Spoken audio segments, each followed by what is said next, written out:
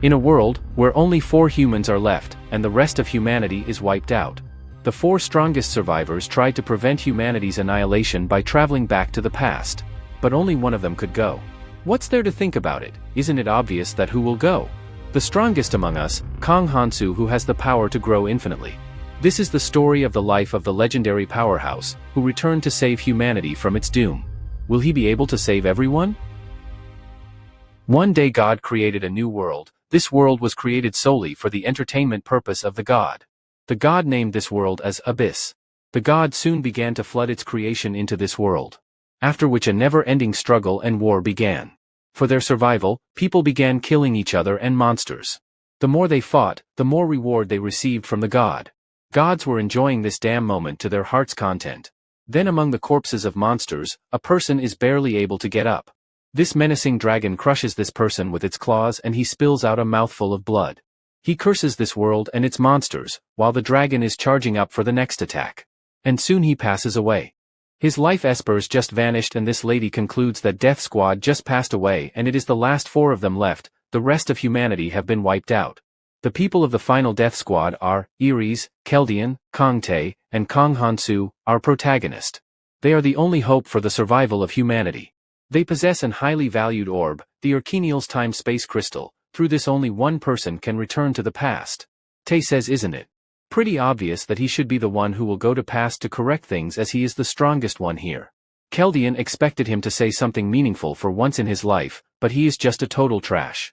Hey, stop joking around, we don't have much time left. The Valkyries we sent to the battle the Golden Dragon are already dead, it is not long before they get here. She then says that the only person who should go to past is you, Kong Hansu. He then recalls his past memories. He fought long, way too long, all those years. He fought over and over again. He is feeling hopeless as dying this way is fine too, I guess. Don't sound weak, Hansu, you are the only hope for the humanity. Don't give up on that. His friends also encourages him to cheer up a little bit. Keldian points out that he started 20 years later than them, and yet he still managed to gain same level of power as them in a shorter period of time. Had his abilities awakened 5 years earlier, then the present would have been totally different. Even this dude who always talk useless, talks something meaningful for the first time. He has very good skills and he is the right person for this job. But if don't want to go by any chance, then I am ready to go in your place. If that is possible, then I could get all the items that I couldn't get before. Haha, just kidding, you can take all the stuff that you could not get in this life, you are the one going anyway. Slowly Hansu stands up and goes towards the space-time crystal and he is about to leave. Then suddenly the ground above them rumbles, they found them. The Golden Dragon have come to get them. His friends encourages him to hurry up, they will hold off the dragon for him, he should go quick. They immediately start working on activating the crystal. He asks Ares and Tae to hold off the falling rebel. Ares dashes forward to the dragon. She taps her staff on the ground activating a boost spell and from her behind, Tae enters the battle and starts the killing the monsters. But he is pushed back when the Golden Dragon hits him with its claws. He is clearly struggling to hold off the dragon attack and our protagonist wants to go and help him out. But Keldian stops him saying that his main weapon is broken and he should leave this place ASAP. Before leaving, Ares advises him to not set people aside when he finds them annoying. The most important of all, he should take care of himself. With a faint smile, he replies that he will try. She says that he is the same as ever and leaves the rest to Keldian. Keldian also gives him a piece of advice before he leaves, that he should not kill needlessly, but should also not give mercy to those people who brought harm during the war. He should save only those who deserve to live. He also mentions name of a person whom he must kill absolutely. Now with a determination in his eyes, Keldian sets him off for the past. His book pages flips ferociously and the space crystals start moving. They all finally say goodbye to him. Our protagonist is then reincarnated. A woman is asking people where her child is, while another man is inquiring what even is this place. A green light emerges in front of them. Hansu smiles secretly remarking that it has worked and he has regressed to past. This time he won't fail. All the people are shocked and startled that what is this place that they are in. Some people start picking fight with others, while some child parents are missing. He thinks that since all of them appeared in this other world so they don't have an idea about it. Till this date, he remembers that the year he was born, hundreds of people went missing, and the number kept growing after that. Soon when he turned to 20 years, a gate opened and he also went missing due to an unknown power. The world in which he arrived was the Abyss and it grew larger by devouring other dimensions. The people who arrived first learnt skills and gained some superpower. But this world was also filled with strange-looking monsters. In this world there were no rules and regulations, so violence was a part of daily ritual. When everyone arrived at the other world, a door to the abyss opened and from that world came terrifying and overpowered monsters. As of now, all of these events will happen 5 years in future, so he should get stronger by then. He is a bit sad that the skills and strength he gained from previous life didn't transfer to this life. Anyway, this was the time for God's assistant to welcome the newcomers. People point upward to a crack in the sky, they think that the sky is falling. But to their astonishment, a cute-looking dragon comes out of the crack. He clears his throat and welcomes them, announcing that he is the assistant fairy. He is there to introduce them to about this new world they entered. Hansu thinks that these fake bastards, in their proceeding they tell everyone to fight and beat each other up. While the demon fairy is making a speech, a guy interrupts him and demands to be sent home. With an angry face he replies that in this world there is infinite freedom for everyone, here are no law, order, morals or ethics, which means that they are free to do anything they want. Not just that, all the physical limitations that were weighing them down will disappear. It depends on what they do, they can infinitely grow stronger, just like what you used to see heroes in movies. Isn't that amazing, right? Here I will show you a quick demonstration. He then snaps his fingers and the person standing in front of him is immediately killed by an invisible force. For a moment he doesn't understand what just happened, but afterward he cries in agony. Other people are stunned to witness a cold-blooded murder in front of them. While the monster chuckles, he says that he doesn't like the people who are loud and talk a lot. Panic began to set in the crowd and everyone starts running. Again with a finger snap, he kills a bunch more people. Onlookers are horrified on countless murder. Hey, didn't I told you just now that I don't like people are loud? Phew, now that everything is quiet, isn't it quite pleasant? Now the thing you are looking at right now is called a rune. One can obtain by killing anything that's alive, whether they be humans or monsters. There are 8 types of crystals that look similar to this one and they appear randomly. If they work hard and grow, they can obtain better runes and the one I am holding in my hands increases the strength. Okay, so who wants to take this? Then a hand raises in the air, it is no one other than Hansu. Demon Fairy likes this young man's enthusiastic attitude and hands him over the rune. Hansu thinks that it has been quite a while since he used one. Demon Fairy explains that scientifically his muscles have a lift weight of 117.1 kilograms, but after consuming this crystal it will go up to 122.3 kilograms. Demon Fairy is baffled at looking Hansu's expressionless face. Hansu thinks this is all boring as he already knows it from his previous life. Fairy Demon continues saying that runes have different effects depending on their type. These abilities can't be explained by science. Should I show you the abilities one more time? Is there someone who wants to volunteer? Okay, I was just joking, no need to be so tensed. Anyway, it doesn't matter what rune or ability it increases, it will not be a bad thing. In order to become stronger, try to gather as many runes as possible, that is, if you want to survive in this hell. Everyone is silent for a moment. Then they immediately start attacking each other to gain runes of the deceased people killed by Demon Fairy. They all start fighting for the runes, some are happy to be able to snatch it from others while most other are disappointed. Fairy Demon says that since all of them are very excited to get free runes, so he is taking all of them back. Everyone is heartbroken on missing such a golden opportunity. Then he says that if they touch their right ear, a window will pop up, showcasing their stats. He further explains that normally human stats are at an average of 10 when they start. Kong Hansu looks at his status window and he sees that his strength has increased by 1. He thinks that he can gather more runes by hunting monsters. The Fairy Demon gives them a last reminder that they can acquire runes anywhere as long as they kill a living being, doesn't matter who that living being is. I know it's a rough start for you are all away from your home, so I have prepared a gift for you. When he will leave this place, a tutorial will begin, so good luck with that everyone, goodbye. Wait, what does he mean by tutorial? Everyone shifts their attention and are frightened to see a pack of bloodthirsty goblins approaching them. Everyone thinks, is this even a tutorial? The huge swarm of monsters is rapidly moving towards them. Now both the humans and monsters are in a standoff. A lady raises her hand to get everyone's attention. She suggests that they should not aggravate them and slowly move backwards. Everybody start moving backward except for Hansu, he just stands where he is. While backing off, a person bumps into another person and asks him, why isn't he moving back? He points that something is blocking their way, it is an invisible wall, they can't go past it. Some people start banging on the wall asking to be released. If that wasn't already bad enough, the walls start shrinking from both sides, making the already worse condition worse. At this rate they think they will die soon. Suddenly a man gets past the barrier. He is even confused that how come he got to other side of the wall. Seeing this, other people also start rushing towards wall. Another person crosses the wall and the number changes to 48. This means that only 50 people can escape this place. Everyone starts rushing for the exit like wild animals, pushing and fighting each other. While Hansu just stands there sighing on the pitiful sight. He thinks that if all the 100 people worked together, then they would have sustained less injuries and fewer casualties. When he first arrived here in previous life, 40 people died to goblins. Out of all the people who could not pass the wall, only 10 survived. But this time, it's going to be different. Then he pulls a dagger from his back and kills a goblin while saving this fellow person life. Another goblin charges at him from air, swings his bat towards Hansu. But he just casually catches his hand and slices the goblin throat. Other goblin, on looking this, changes their target to Hansu. Hansu, now with a determined look, thinks he will chop them piece by piece. After a long battle, he finally kills all the incoming goblins. He thinks that it's a bit uncomfortable for him as this is his body from 10 years ago. But all that pain was worth it. His dexterity skills has increased by 0.1. Dexterity increases the user speed and reaction time. A goblin plans to sneak attack Hansu from behind. He throws his dagger at him, but Hansu easily dodged it with the help of his increased dexterity skills. Then with a swift motion he throws his knife at the goblin head, thus killing him in one shot.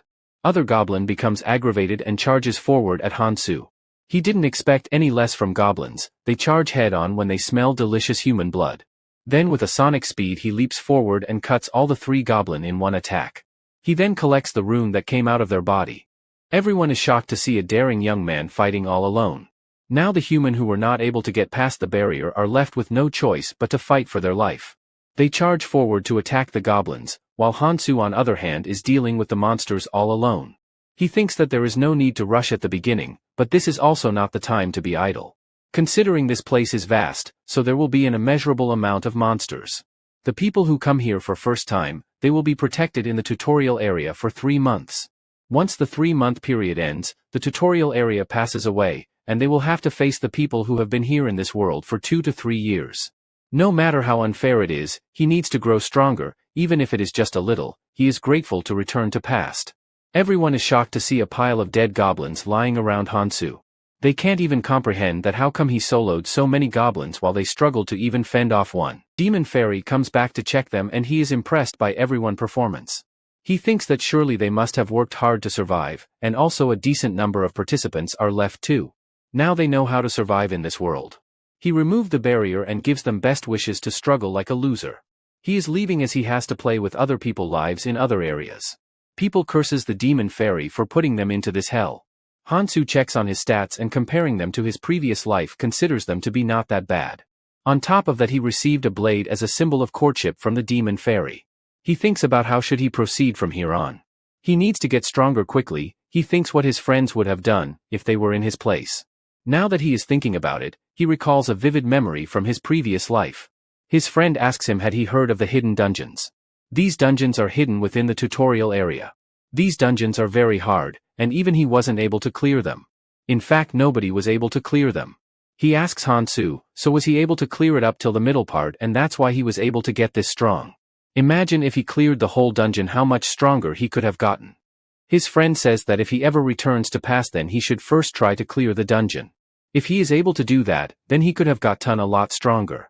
One thing is for certain, the harder the difficulty of dungeon, the more reward one will receive when they succeed. Now to the present moment, Hansu has decided what he is going to do now. If he has a shot at clearing that dungeon, then he has to do preparation beforehand. In the first stage of the tutorial, 100 people gathers and act together within a allotted area for 1 week at a time and continue this hunt for 3 months.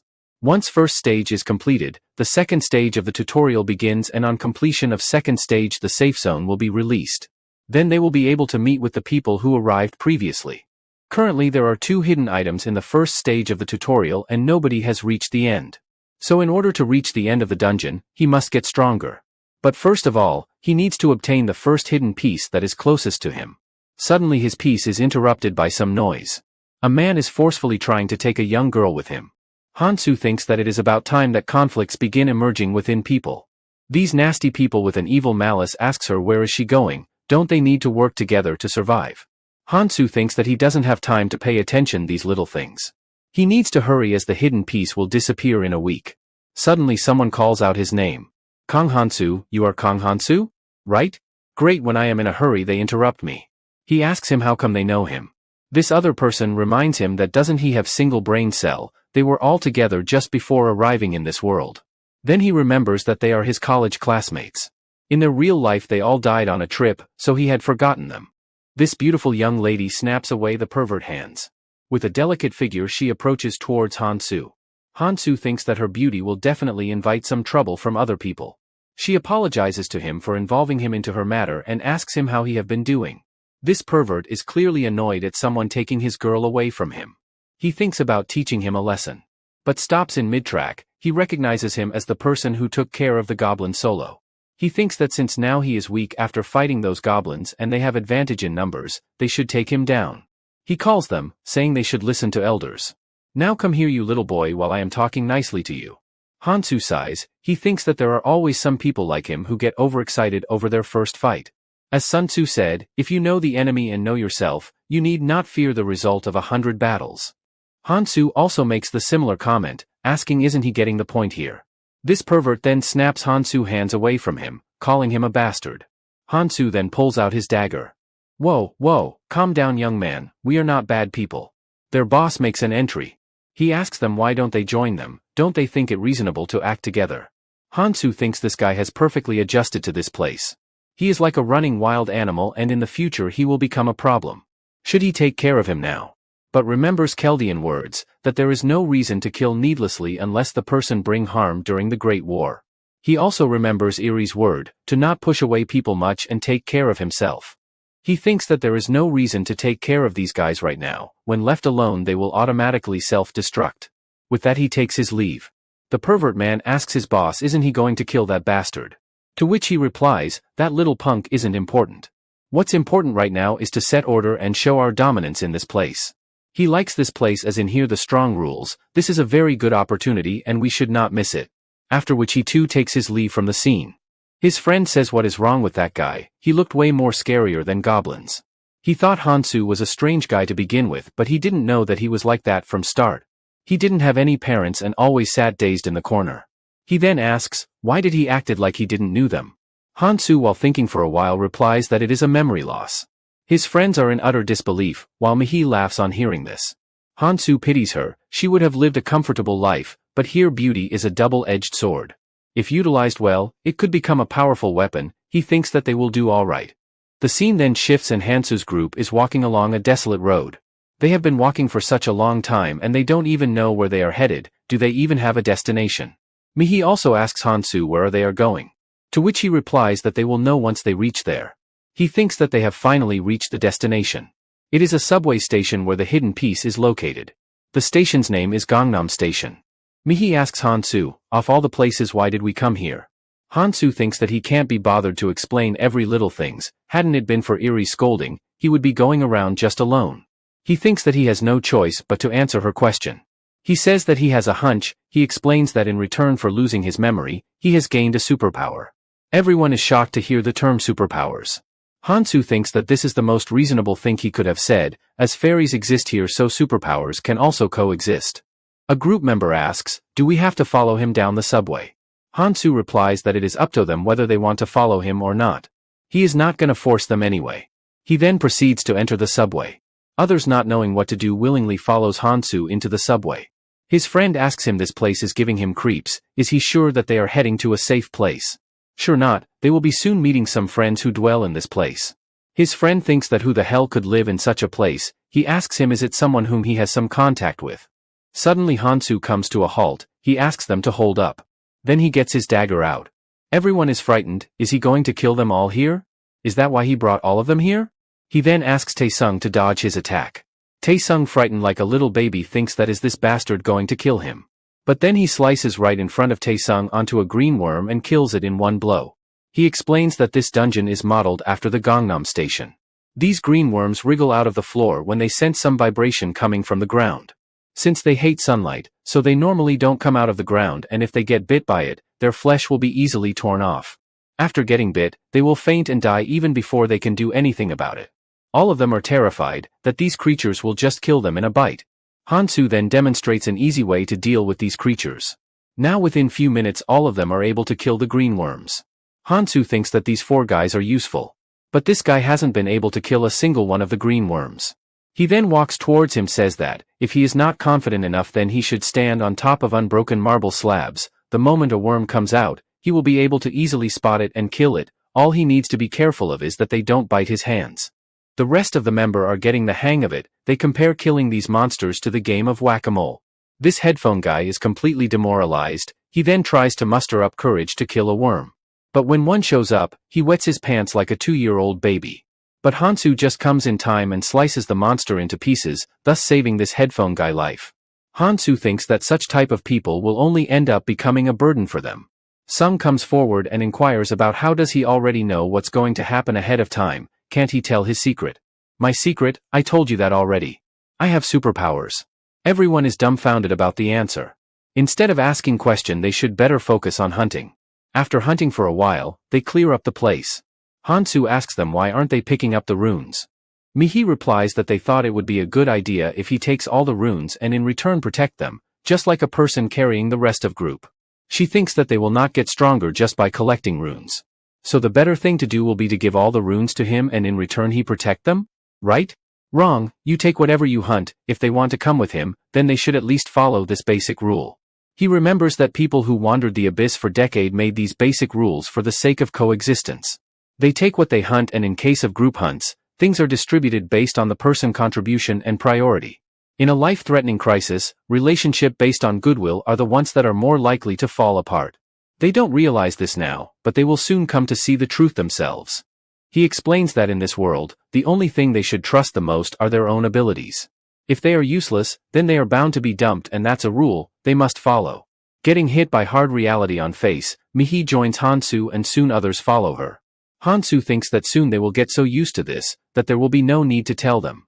They will be fighting like mad dogs over the possessions of runes. While collecting runes, Sung found a strange-looking rune. He can feel the difference between the normal ones and this one. He thinks that if he consumes this then he will be able to gain superpowers. Hansu ponders that he can't ask Sung to give him the rune as he would be going back on his word. Sung asks he found the rune so he can keep it, and he won't go back on his word later, right? Hansu gives a slight nod. Arcroll Troll Tribe rune is a decent rune for early in the game. It brings defense and regeneration power, both of which are necessary for survival, so it's quite popular. It grants user a passive skill, however it also increases one's appetite. But food is not a problem as it can be stolen from others after becoming stronger. The strength and proficiency of skills are determined by its rank. Smart people with plenty of magic usually have around a few 100 of them. Keldian was able to acquire 1,000 skills. However, I was different from others. Then we see in his previous life, Hansu is trying to absorb the runes but fails. The allowed count of skills that one can have is capped to 7. If they had known this before, they could have learnt a stronger skill. Being restricted to 7 skills was a fatal flaw. However, his skills could grow endlessly as compared to others.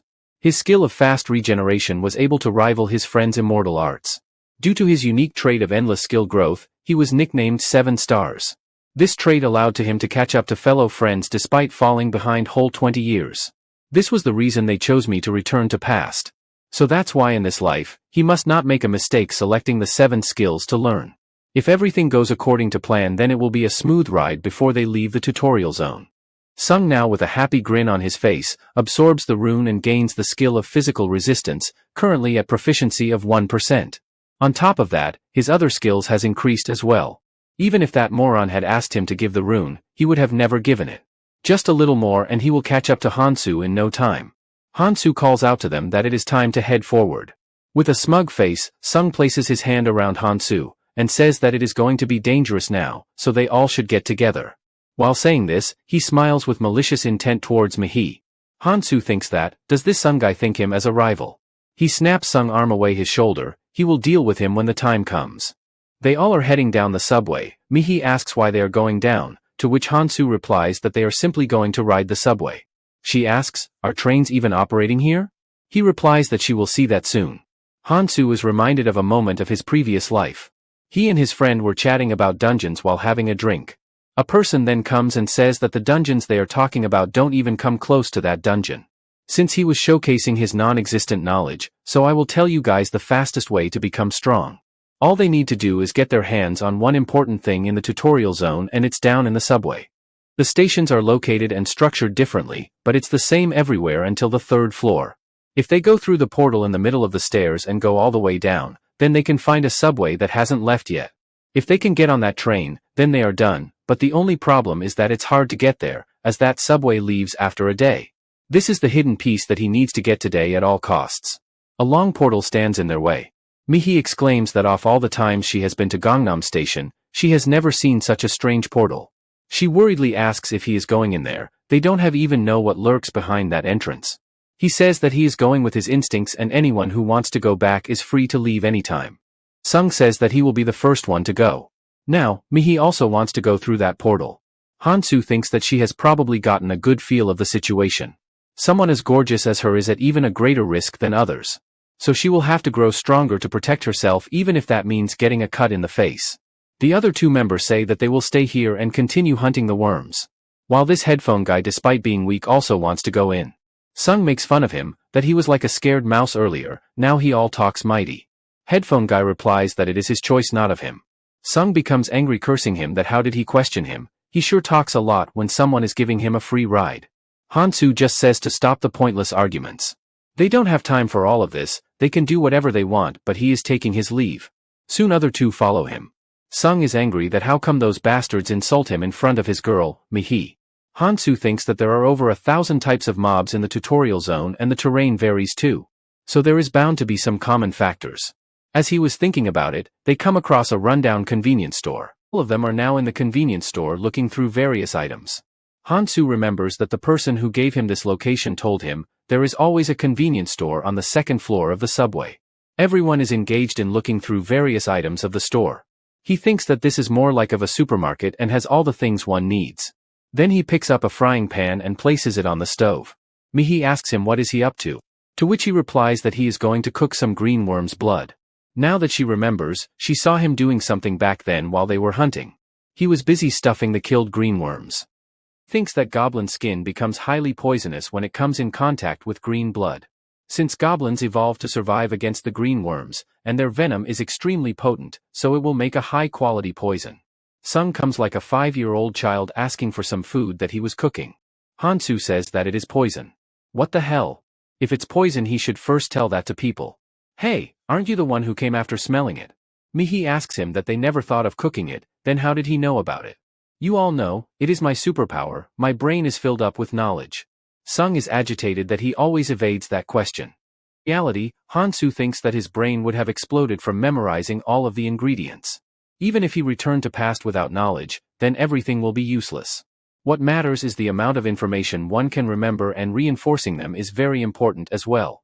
In his previous life, Keldian is teaching them something important. Also, they should be careful not to share this information with anyone. Future knowledge will only fasten the decay of the abyss.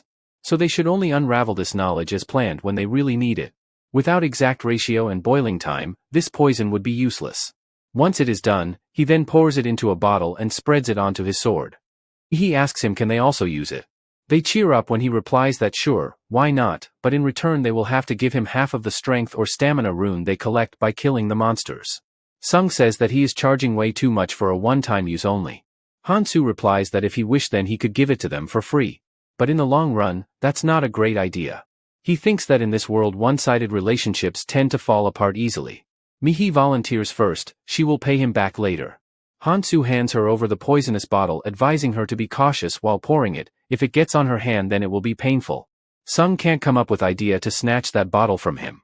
So he has to give in to demands of Hansu. He will also pay him later, and headphone guy also chimes in. They then take turn putting the poison on their sword. He then picks up his backpack and is prepared for the journey ahead. His friends are also ready, but then Hansu just stares at them. He says that do they plan to become other people bait with that big backpack? Unless they want to live their life fighting, they should leave them here. Besides, if they sweep up everything like that, other people will chase them down with their lives on the lines. So it is better to leave some stuff behind. He first thought of him as a quiet person, but she now sees him more than a great fighter. She thinks can't she also get a superpower like that? She has to survive here for the rest of her life. She doesn't want to die at any cost. For that she has to become stronger, and if there is Hansu then she doesn't need to fear about anything. Sung is frustrated with some plot developing between Hansu and Mihi. He doesn't like this one bit. In frustration he tosses his bag to the headphone guy. Then he goes on to call Hansu in a hatred tone. The superpower he mentioned earlier, is there a way for them to get it? He replies that there could be a chance. First they cheer up and again asks him. When he reassures them, their face brighten up like a blossoming flower. Hansu thinks that among the people who came to this world, several people developed special powers that they didn't have in reality. So if someone's not of any use to you, the simple thing to do was to get rid of them. Sung asks him that why is he being rude, is it because of he got angry at him at the start? Hansu remarks that this is something that he is not used to as he usually doesn't talk much. In his past life he fought countless species of the abyss creatures that kept increasing with time, and slowly the hope of survival dwindled and the despair dulled everything. Sung thinks what happened to him all of the sudden acting all that alone, did he hit his head or something? If it hadn't been for his damn superpower then he would not have been his underling. He thinks that he only needs to wait till he gets stronger, and after getting rid of this Hansu, he will do all the things he want with Mihi. His lewd thoughts are interrupted by Hansu's sudden gesture to halt. He then inspects the sticky substance on the ground. Judging from the type of slime, it doesn't belong to a sword snail. Neither does it have a distinctive sour odor nor this could be of slashed-up zombie. So that leaves only one possibility. This is of the creature land mermaid. And mermaid are not the quickest creatures but if someone gets hit by their paralyzing venom, then it might sever their limbs. But our protagonist have a plan for this. Sung says to stop acting like you know it all. Hansu ignoring Sung, asks them to follow him, he will show them something interesting. Interesting? What could he be talking about? Since they don't have gasoline here, so this makeshift Molotov will do just the right work. Mihi asks aren't these the firebombs from convenience store earlier? Sung says that this superpower is quite convenient for him. Doesn't he prefer this place to the original world? He can do whatever he wants. If he had a power like that then he will be able to do anything he wishes for. He asks what's wrong with him looking at him like that. Hansu's brain is clashing inside whether to keep this guy alive or drop him dead. He sighs and then proceeds to explain his plan. When one person throws the firebomb, the other three will come forward and attack. The one at the front line will have priority to receive the runes. Sung beaming with confidence says that he will take the lead, someone competent should take frontline, just like me. Hansu asks who will throw the firebomb then. Both Mihi and headphone guy raises their hand, he asks them to come to an agreement, who's going to throw it? He thinks arguing with Mihi is kinda hard as she is so cute. Okay fine, both of you can take turns throwing it. Then start walking, this headphone guy thinks that how far will they keep going? He can't even back out at this point. He came here because he didn't want to be left behind, but are rest of them really okay with this? Hansu says to be alert, the land mermaids are coming towards us. Mihi, quickly throw a bottle towards the source of the noise. She thinks this is the moment, she can't mess up. Now with a bit of determination she throws the bottle at the mermaid and the mermaid burns in agony. Mihi exclaims that she got one. Hansu says okay good, now the rest of us will start attacking the mermaid, be careful don't let the venom hit you. Hansu immediately dashes forward and kills off a mermaid in one swing. Sung thinks this bastard is taking all the runes for himself. He can't lose to a guy like him. He is busy in his thoughts a mermaid latches onto him. He is caught off guard, he swings his dagger but misses it, but the poison takes the effects on the mermaid and kills it. He exclaims that this poison works quite well. Hansu remarks that poison he gave them is worth the runes. Sung thinks with this he can catch up to him in no time. Even I too think that this guy needs a reality check, he is too obsessed with getting his ass kicked. Anyway onto the story, Mihi and headphone guy are throwing Molotovs while Hansu and Sung are dealing with monsters at the close quarter range. Just as expected in a fight against a flammable creature, bringing firebombs was an excellent choice. Even though this blade has gotten dull but the poison is doing a great job of killing these creatures. In the middle of fight, Sung gets greedy on looking runes, he thinks that, yes, all these runes are mine, they all belong to me. Unaware of his surrounding a mermaid spits out poisonous venom and it hits him in the leg. Instead of worrying about his leg safety, he thinks that everyone is looking at him, this is so humiliating. He gets cornered by the mermaids and there is not one or two of them but a dozen of them. Panicked and frightened he begs someone to help him. He on seeing this prepares to throw a firebomb, but she has run out of it. So she asks the headphone guy to switch with her in place. This guy is clearly having a hard time lighting up a Molotov and once he is about to light it up, a mermaid creeps up to him from the floor. Completely freaked out, he tosses the unburnt Molotov in the wrong direction. Sung now becoming more frustrated curses him, that he is a useless dumbass. The headphone guy was about to be attacked but is saved by Hansu in the nick of the time. He explains to them to calm down and follow the plan. If they just do that, there won't be any problems. Okay, it's time to take a break and collect the runes. Sung thinks that he almost died there, thanks to his skill that he has already healed. Hansu points out that if he improves his stamina and rest for a while, then he will recover faster. Now come and take your runes. He is bewildered to see that he is getting much less runes. This guy is scamming him. He then notices the headphone guy. With a devil's face, he thinks that he could take his runes as well. He calls out to him while he is picking up the runes. Sung then suddenly grabs his throat and lifts him, looking at him as if he will devour him right now. Sung is almost about to kill him. He says that because of him, he could have died. Can't he throw a damn Molotov correctly? Mihi interrupts them from fighting further. She scolds him to let go of Sangjin quickly. At this rate he is going to die. Sung just throws him off the ground. He then approaches him and lifts him by his head. He remarks that not long ago he was crawling with his head down. Now it seems like he has forgotten his place. He should just follow others for the rest of his life like his dad used to do, and, as for these runes, I will be taking them for myself.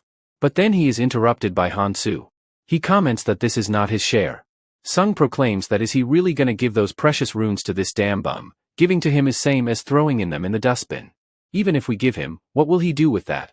They should share the runes between themselves, and even they don't need the other people anyway.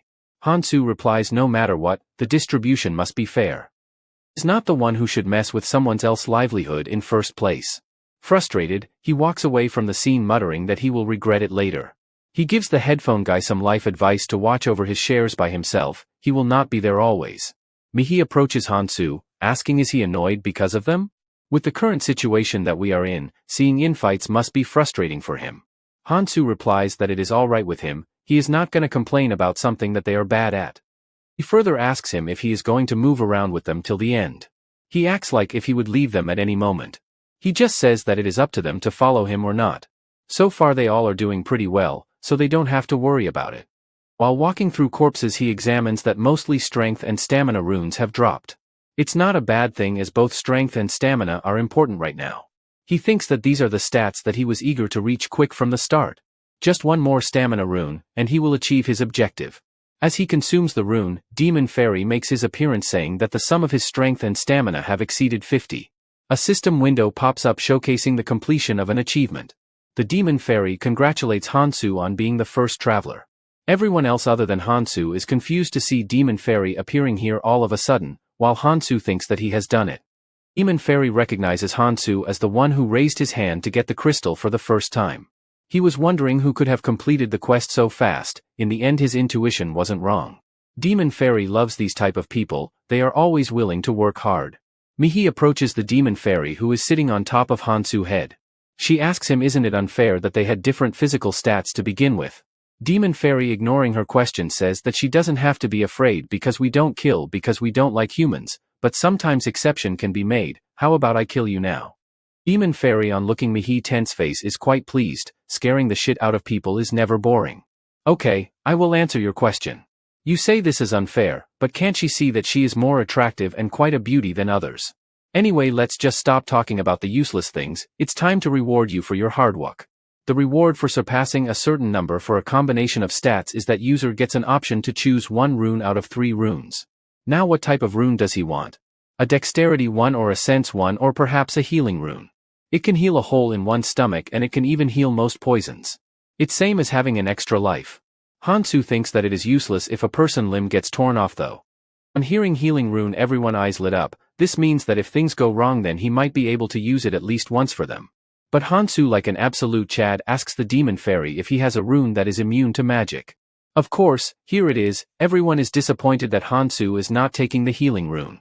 Hansu thinks that healing rune are nice but magic and physical rune are hard to get in the tutorial area. Increasing one's stamina only affects the speed of activity and recovery.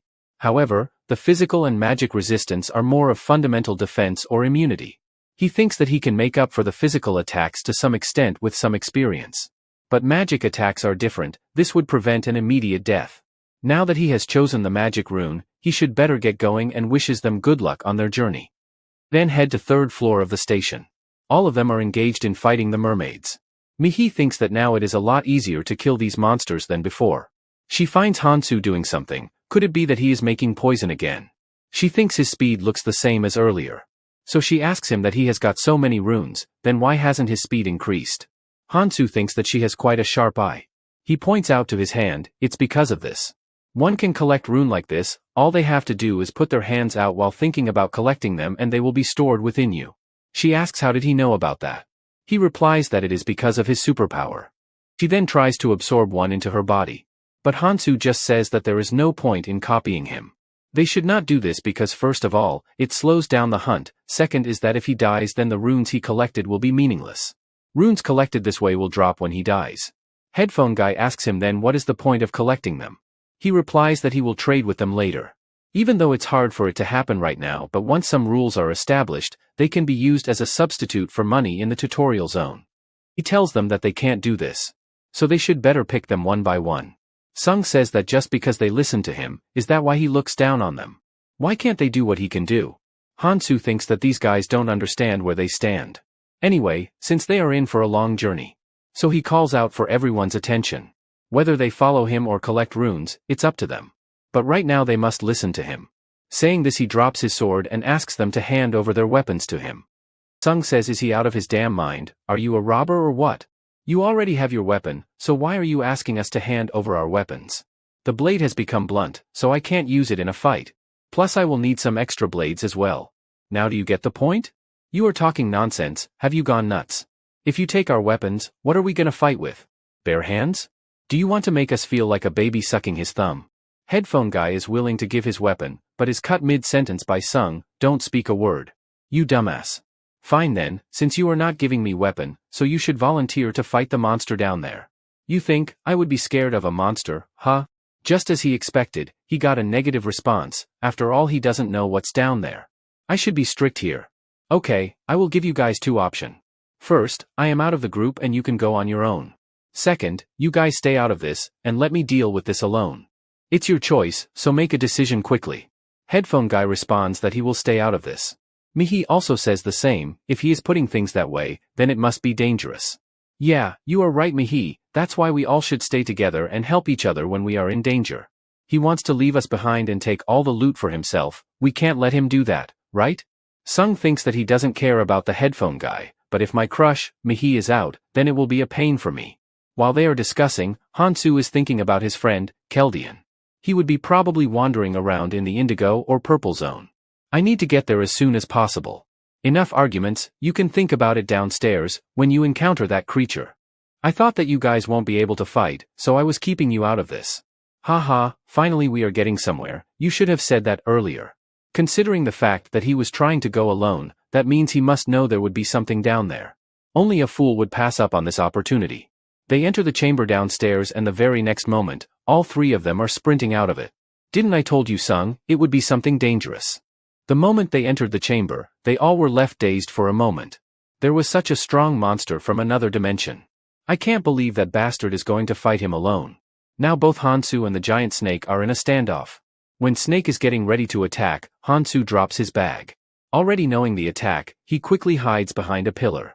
After which the snake blasts out a red beam of energy from its mouth.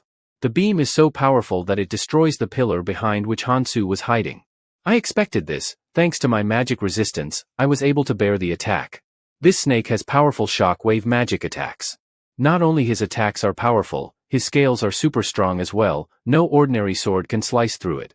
This is definitely not an easy opponent, I must not be careless. However, I know his weakness very well. After which Hansu leaves his hiding place and proceeds to attack the snake. He remarks that even though its scales are very strong, but the area between the scales are bound to be weak. Once he thrusted the knife onto the snake weakness, it cries in agony. Leaving his knife on the snake scales, Hansu steps back. Now becoming agitated, fires another beam of shock wave, which Hansu manages to evade in time. The next attack lands directly on him. Because of increased magic resistance, he is able to withstand the attack. Before he even got the time to recover, the snake smashes him with his tail and he hits the wall super hard. He thinks he would be dead if he didn't stab the snake with poison on the knife. It has slowly began to take the effect. Even though it is highly resistant to physical attacks, but he is still vulnerable to poison. Now he is left with only 5 blades, so he must use them wisely. Now how about we have a little fun, right? Mihi abruptly stops while running, even though they are quite far, but they can still hear the screams echoing all the way here. Hansu is all alone, will he be okay? Hey Mihi, why aren't you coming? We don't have any daggers, so we need to restock them at the convenience store. A bit puzzled in her decision, she finally decides that she has to see Hansu. She is worried for his safety. Sung tries to stop her, but she didn't listen to him. All these damn pieces of shit. They don't even listen to me ever since I got here. Screw it, we have to go back, we can't leave her behind in this dangerous place. After which all three of them start going back. Hansu. Hansu, are you okay? Oh my gosh. She sees Hansu barely hanging there, he is in a life or death situation. Hansu thinks he stalled for too long, he should have ended this sooner. After which he hardens his grip on the knife and plunges into the snake mouth. Not able to bear the pain, he lets go of Hansu, and he lands perfectly on the ground. This is good enough, I have managed to stab him 3 times. Even though it chewed my arm pretty badly, but I don't have to worry much about it, my stamina will soon heal it. In later stages, these creatures exhibit enhanced resistance and healing abilities due to their evolved characteristics. Soon these poison will become ineffective. However, using poison at the early stages is quite an effective method. I wouldn't have come this far without paralyzing poison. Hansu stands like an absolute Chad after defeating the snake alone. Mihi rushes forward, asking is he alright? You guys are still here, didn't I told you to leave? I came because I was worried, is your arm okay Hansu? It's just a scratch and it has already started to heal, so don't worry about it. I can't believe he fought the monster all alone, I knew that he was strong, but how could there be such a huge difference between him and me? How would I be able to catch up to him? Hansu then goes to get the rune. He thinks that since the monster was quite strong so the reward is quite good, but it would be only useful if he had the magic rune. I can't use this right now since I need magic to activate it. Hey Hansu, are you planning on using it? Considering the size of the monster, the reward must be quite amazing, I am a bit jealous. No, I won't use it. Considering the fact, I can only have 7 skills, it would not be beneficial. Headphone guy asks him can I use it then? You are worthless, you will not be able to use this properly. Don't think twice Hansu and just give it to me, I am more capable than him. That's not fair, you already have one. Shut up you moron, you should better know your place. Headphone guy replies that if he had a super strong ability, then he could do way better than him. What did you say bastard? Do you want me to break your neck? Mihi tries her best to calm down the situation. What nonsense are you two creating here? I never said that I would give to you for free. I will give you a 5% discount, if you buy it now. Let's see who makes the first deal. Sung asks can he pay in installments. Yes he can, if he gives a guarantee for it. So have you all finally decided? Yes, I am going to be the one who will take it. After which she takes the rune from both Headphone Guy and Sung. Hansu is impressed by her, that she was able to store the rune in her hand. Here you go Hansu, I am giving you a agility rune, 3 sense runes, along with 7 runes of stamina and strength each. Since I agreed to give a 5% discount, so I will only take 6 strength runes. You are very generous Hansu.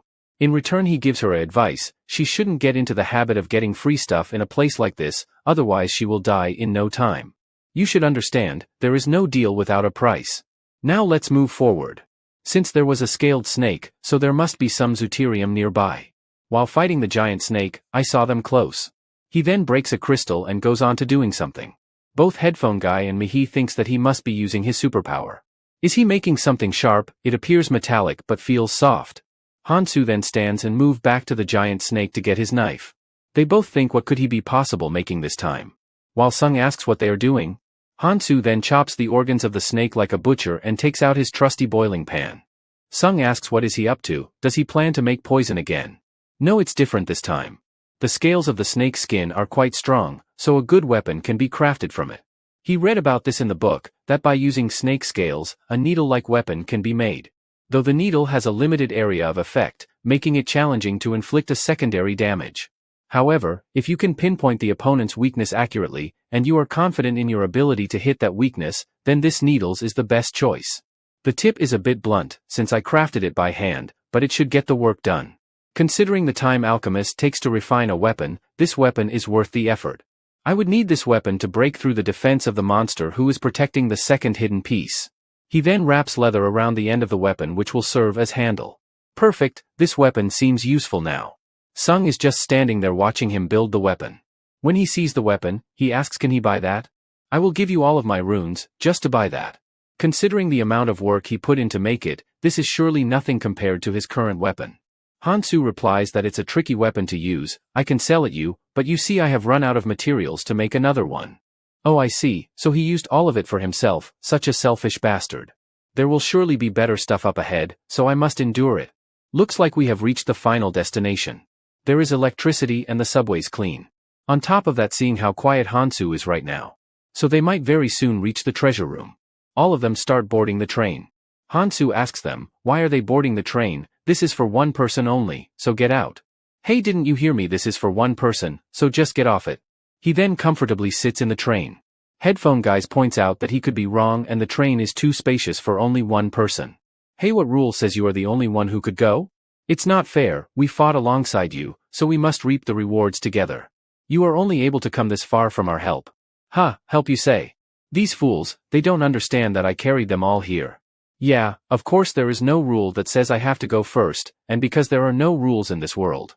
So they can either get off the train or settle the score with him here. Go ahead and discuss this later with a lawyer, that Hansu threatened to kill us.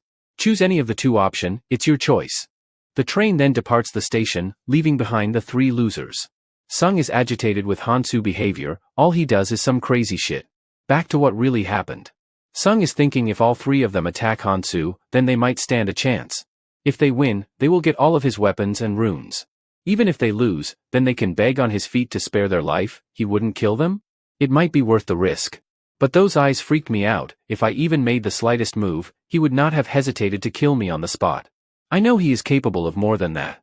Mihi thinks that they might have pushed him too much. We owe him for getting us this far. We shouldn't have provoked him like that. Okay, let's move on, we need to keep going.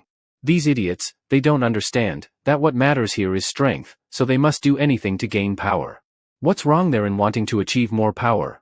While traveling in the train, Hansu summarizes the information he has gathered so far. First, the subway will make stops at 20 stations along the journey. Second, the artifact found in each station is random. Third, once a station is passed, I can't go back to it. This structure causes mental conflict. Even if I get to the end, there will be no guarantee of a positive outcome. I am already at 12th station and so far I have managed to collect 8 weapons. Since these weapons are found in a hidden place, so all of them are of high quality. The other artifact reveals the monster's weakness, but it is not much useful for me as I already know the weakness of all the monsters. Hopefully at this station, I could get something better than a weapon, such as mobility boost. With that, I would be able to move freely in the battle. Suddenly he is shocked to find a certain item that he least expected to be here. It's Maniac's Cloud Smoke. When you put one of these bad boys in your mouth, your stats starts rising, and as you smoke the stats keep increasing. If you finish it and inhale the smoke, all the stats increases temporarily for 10 minutes. Yes, this is it, I can finally get back to smoking like the old times, these cigarettes. It has been quite a while since I last smoked. Every time I smoke, Eerie scolded me, pointing out that I looked like an old man. He imagines those words of Eerie's. She always used to say, that cigarettes doesn't suit me, he will only end up ruining his handsome face. Don't worry Eerie's, this time will be different. I won't smoke day and night. After traveling around the world in the train, he finally reaches back to the Gangnam station. It seems like all of them have left this place. There's still 4 days until the next hidden piece appears. For the next 2 days, I have 2 options. I can either focus on hunting and collecting runes or attempt the remaining missions. No need to think about it, I will do some mission. I have already completed some and the rewards were good. I will do the missions which will give good prizes first. Among the remaining missions, one of them gives a promising reward, a Stone of a Sage. It boosts all the stats by 10 and heals potentially fatal wounds. The reward is impressive and such artifacts are rare not only in the tutorial, but also in the red zone after this.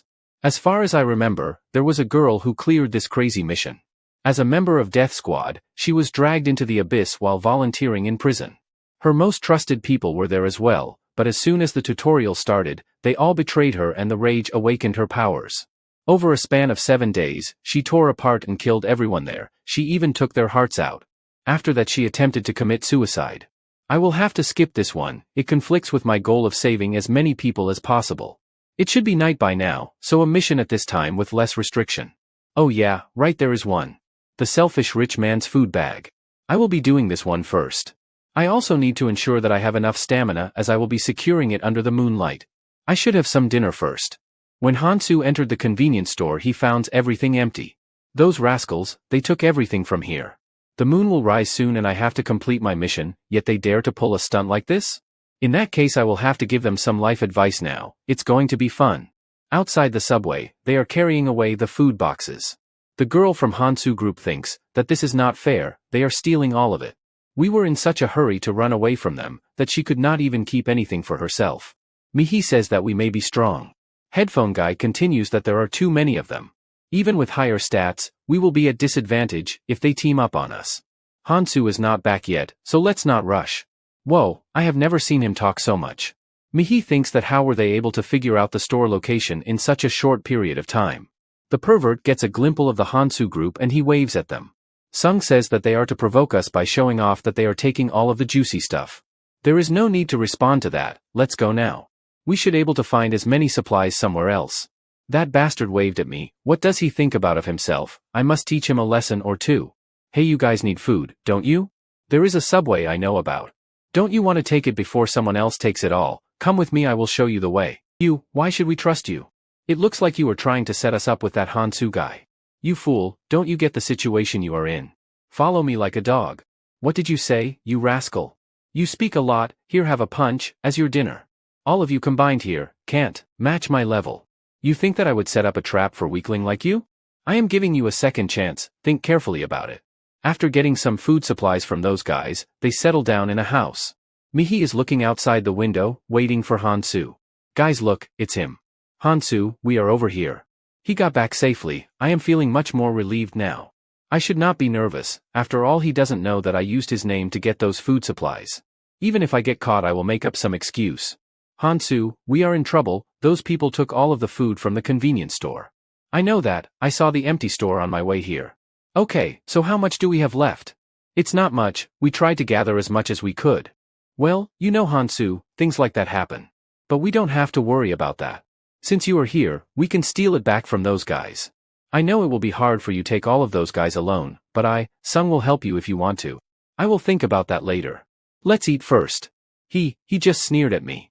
No, something seems off. He then slams the table, trying to assert his dominance. Oi, Hansu, you are very shameless, aren't you? We risked our life, we even had a near-death experience to get this food. Shouldn't you be offering something in return? Come on, just hand me over something, if you give something good, then I will consider about giving you something. Mihi, a bit scared from Sung, says we brought this for everyone, so why are you so angry? So are you trying to say that we just hand it over to him, without a price?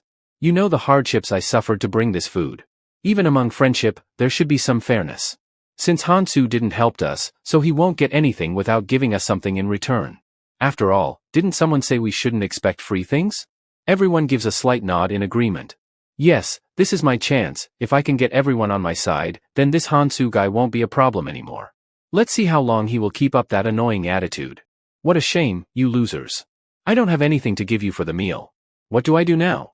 Come on, you have got plenty of stuff to share, show us what you got in there. What is he talking about? What did Hansu find in the subway? He just went to a secret place in the subway, so he must be hiding something good. He should share with us, right guys? Hansu, you don't have to be like this, he tries to convince him by dangling a chocolate in front of him. What does he thinks of me? Sung, you have learnt well. What do you mean? Stop changing the topic and just answer my question. I would have given you something, but his attitude is like a teenager. He thinks of us as equals. But that's not the problem. It's not like I am taking them around with me because I need them. I don't even need the runes from them. Hey Hansu, where do you think you are going? We are not done yet. Iris, I did this all, because of what you said to me before my regression. I did whatever I could. If in my place my other friend, Kong Tae would have been, he would have destroyed him till now. I can't even think of doing something like that. Anyway guys, stay safe, and stay strong for the future. I am leaving. Mihi and Headphone Guy are a bit sad to see Hansu leaving. Come on guys, let's not fight with each other. We made it till here, so why stir up things now? Hey Mihi, we will use our charm to bring him back, let's go. Let him go, if he wants to, there's no need to stop him. Get lost loser, still acting all that arrogant till the very end. He act like all that strong, but if we give him free stuff, he will come crawling back to us. We don't want him anyway. Mihi, where are you going? Are you ditching us to follow that punk? I also want to go with you Hansu. Please can I come with you? Mihi, I can't take you with me. Right, of course, I will only end up being a burden on you. But didn't I tell you that it is up to you if you want to tag along? Mihi becomes so happy that she blushes. She sees Hansu as a perfect guy. No, you can't go, Mihi. Hansu still hasn't given you runes, and headphone guy also haven't gotten his share. I would give you all of my runes. I can't let her leave. I don't care about others, but she is my crush. I want to be with her so badly. It's okay, Sung, because I am going with them. Oi, do you know what you are talking about? You can't act like this. You are still my underling. I will just have to tell my dad to get you locked up in jail. I took a stray dog like you in and now you came back barking at me. Know your place, loser, and treat me with utmost respect. What can your father do? We can't go back to Earth right now, and others don't know if we are even alive. So how are you going to tell your dad? At this point all of that doesn't matter anymore. I don't have any reason to listen to you anymore, got it? He still stood up against me, even after all I did to crush him. Whatever. Get lost, all of you. We have all the food anyway. Everything will be the same at other places. In the end you will only come back begging to me. All three of them walks alongside the desolate road. We should have brought some more food with us. We don't have much in our bags. Yes, you are right about that. While both of them are chatting, Hansu sees a cloth hanging in the store. Since my clothes got torn away while fighting against the giant snake, I will gladly take this free of cost. Whoa, Hansu looks handsome in those clothes, even though they are still the same. Alright, we still have some stuff to do, so let's not waste time here. Headphone guy is worried about his safety in this dangerous place. Even though Hansu has the power to do anything, but if he gets in trouble, then I will pretty much die here. Looking at his face I can sense what he is thinking right now. Anyway, it's about time that the moon shows up, as it's almost midnight. Midnight? Mihi's face turns pale on seeing something horrific. There is something strange about that moon. It seems much closer to us. Something unexpected happened. The moon opens its eyes. Mihi is shocked to see the moon having eyes. What's happening? The food. It's turning into sand. Mihi quickly checks her bag if the food she has is alright. No way, all of it has turned into sand. And what's that? Why are we seeing glowing figures? Are those people that we are seeing? Their locations are being exposed. Could that mean anyone could see our location too as well? I think all the people who are a bit away from us are glowing. They can see us through the walls. If that's the case, then everyone can see where others are. This world is basically setting us to fight each other. Hansu, did you know all about this? Oh come on guys, I may have superpowers, but I don't know about this one. I think he is lying. He is way too calm for a situation like this. Soon they hear screamings of people. People start blaming each other for eating the whole food supply. It's a total chaos. Voices of pain are heard all over the place. This world is truly a shitty place. This is the reason why I warned them not to take all of the stuff, as it will be useless, because as long as this moon is out, all the food that an individual has will disappear. Hansu, now where are you going? To do what needs to be done, at this time. Guys, what's going on? All the food we had, it just disappeared. What are we going to do now? Should we search for food somewhere else? They probably took all the food at the convenience store. That bastard Hansu, he knew about this all along. That damn superpower of his screwed us over again. Sung, look outside. I can see some people glowing at the street. It's the pervert guy looking for the kid who smashed his nose into pieces. If they come at us in a group, then we will have no chance of winning. Should we flee now and target them when they are scattered? We should just go to Hansu. Shut your damn mouth, you woman. Even if my life is in danger, I won't go back to him. At least show me some self-respect. Then tell me, genius, what do you plan to do? You think we can take them on? Staying here won't solve anything. Think about it this way, if they can't find us they will probably go after Hansu. We can then offer our assistance when Hansu's group ass are getting wiped out. Yeah, she is right, they can't fight that many people on their own. In that condition, we will be able to regain his trust. This seems just right. A temporary alliance with Hansu isn't a bad idea. This is a good chance for me. When I will save him from trouble, I will ask him to give something good in return. Yes, you are right, we should help those guys. Let's go. If we go quietly they will not notice us. Follow me, I know where they have gone. Huh, what's this? A sneak attack. Who on earth set this up? It's not even coming off easily. Hey guys, get me out of this quickly. Why are you just standing there and doing nothing? Try all you want, you little boy. It won't come off easily. You have two choices, you can try to run away and I will catch you like a mouse running away from cat, or you come here nicely and talk with me. We are out of this, you can keep Sung with you.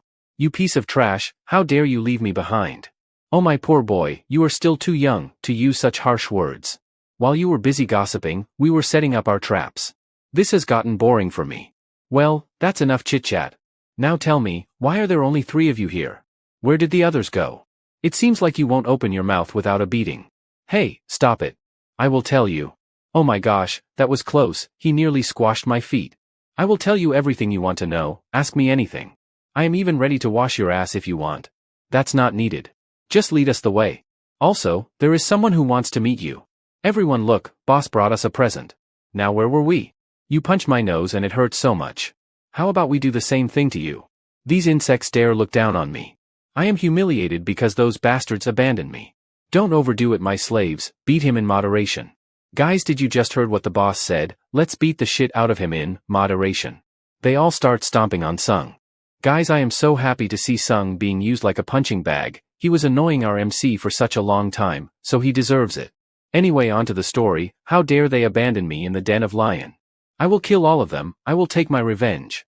Both of them now come running to Hansu. They are shocked to see them cooking something. Guys, what are you doing right now? It seems like as if you are here for camping.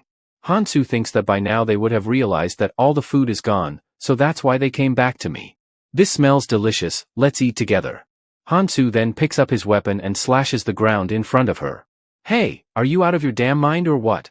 Take a step further and I will kill you. Hansu, stop this childish behavior, it's not like we fought with you. You know it's Sung who is at the fault. What should we do so that you let us in?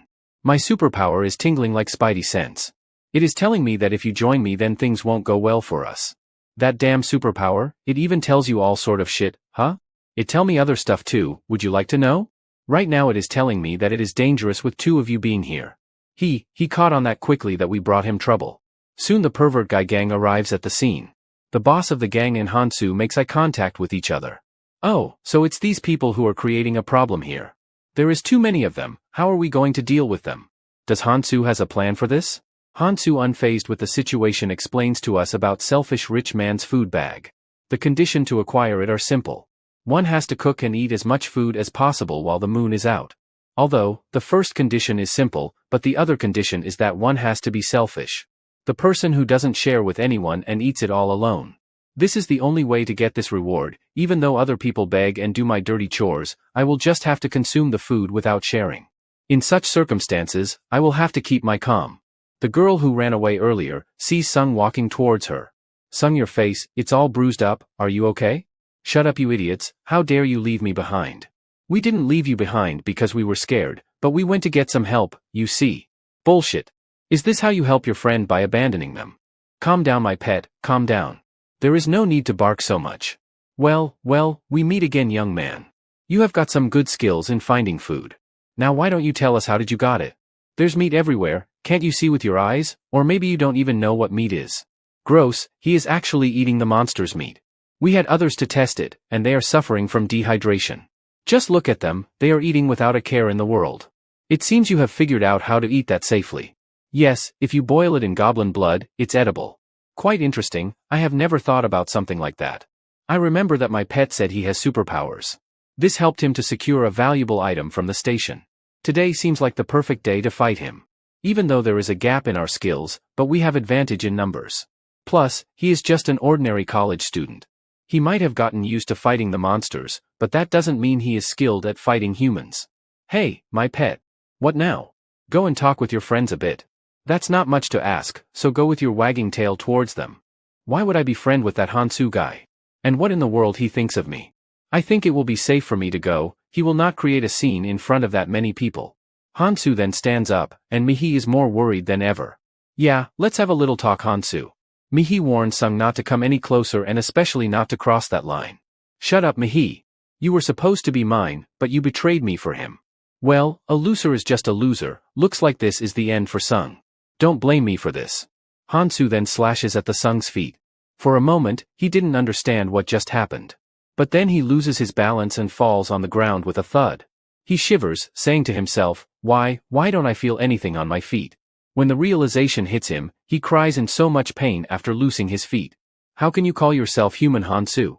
How can you do this to me, to your friend? The boss is shocked to see that he chopped his feet without a sweat. Everyone is a bit taken aback. I already told you, Sung, not to come any closer. You piece of shit, you did all of this over a piece of meat. Guys, think carefully, he did this over just for sharing food.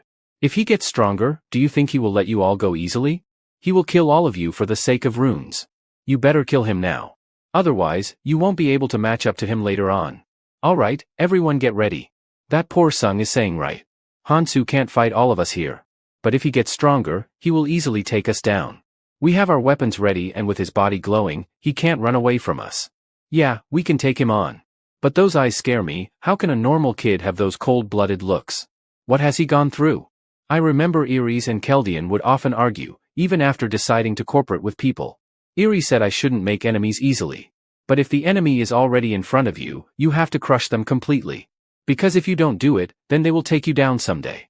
Both of my previous life friends agreed on this fact with me. So that means I have green light to kill these people. He then looks at his arm, and pulls out all the runes he stored within his body, and consumes them all at once. Everyone, let's crush him into pieces. Finish him off before he pulls any other tricks.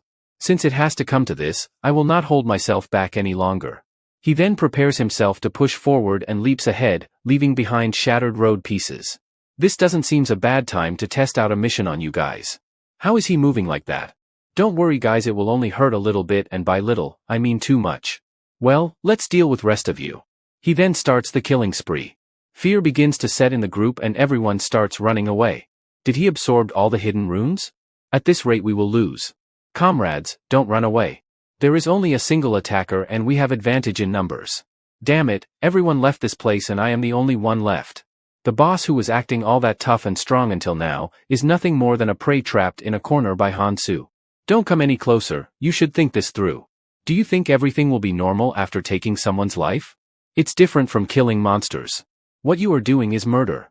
Murder. You know, a kid like you can't bear the consequences of it. What? What just happened? We see that Hansu attacked him so fast that he wasn't able to see it coming. Multiple cuts and slashes are made onto his body. Yeah, that's right, know your place, you piece of garbage. After the end of short battle, everyone is lying on the ground, crying in pain. The duos are shocked to see Hansu's extraordinary capabilities.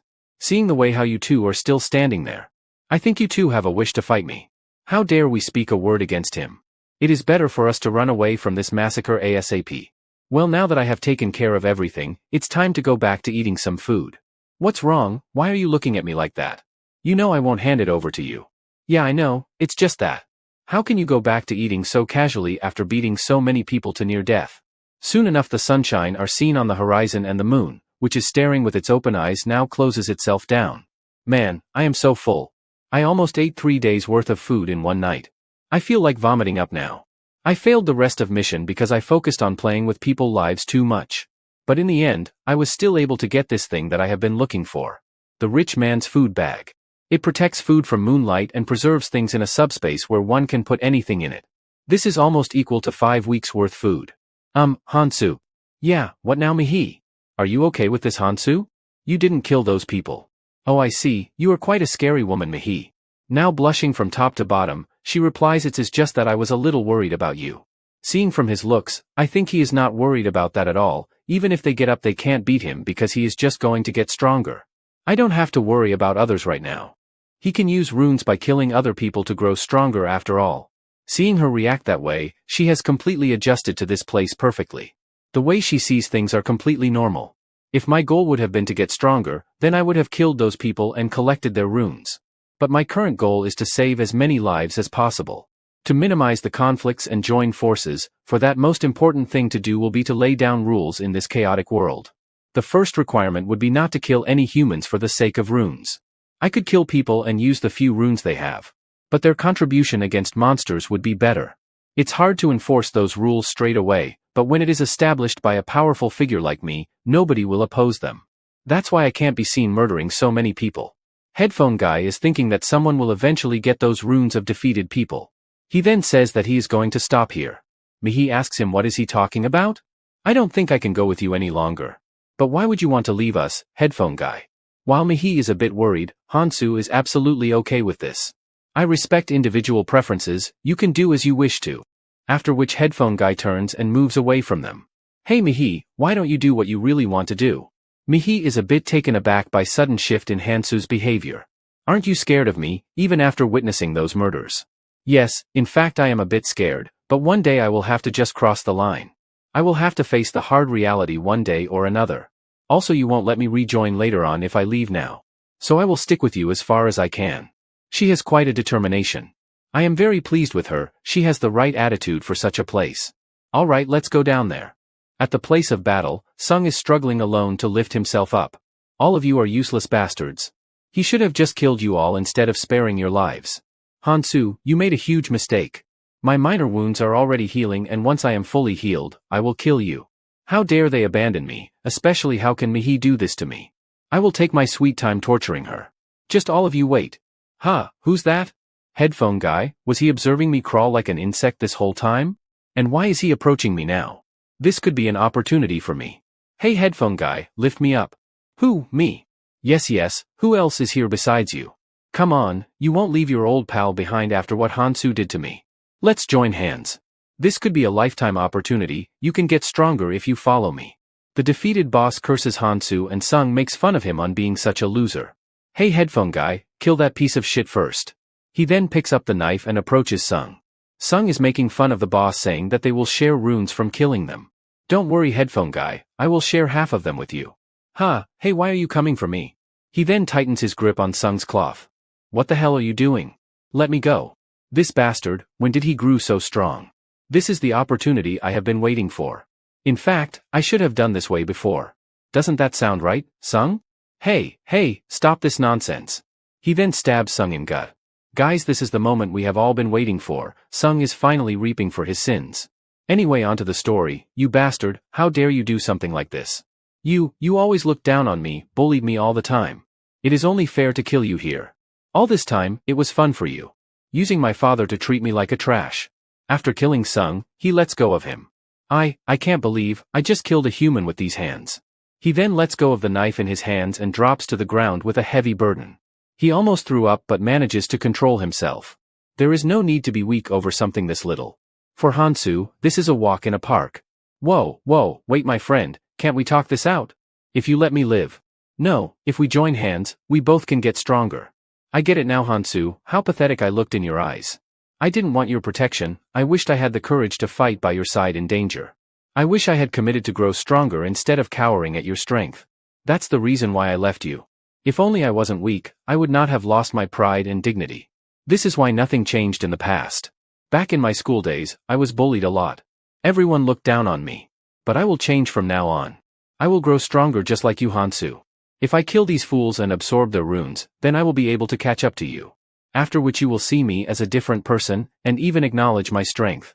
At some place, the abnormal crows are roaming freely in the air, and when they spot some delicious humans, they charge at them. Mihi looks at the approaching crows and inhales air through her mouth. After that she lets out a shriek and all three of the crows falls dead. She shifts her gaze and is caught off guard by a crow darting at full speed towards her. But it is cut down in time by no one other than Hansu himself. I ended up needing your help again. Hansu drops some wise words, not depending on someone or doing everything alone are not the same thing. If a skill has a loophole, then it's reasonable to seek help from a teammate.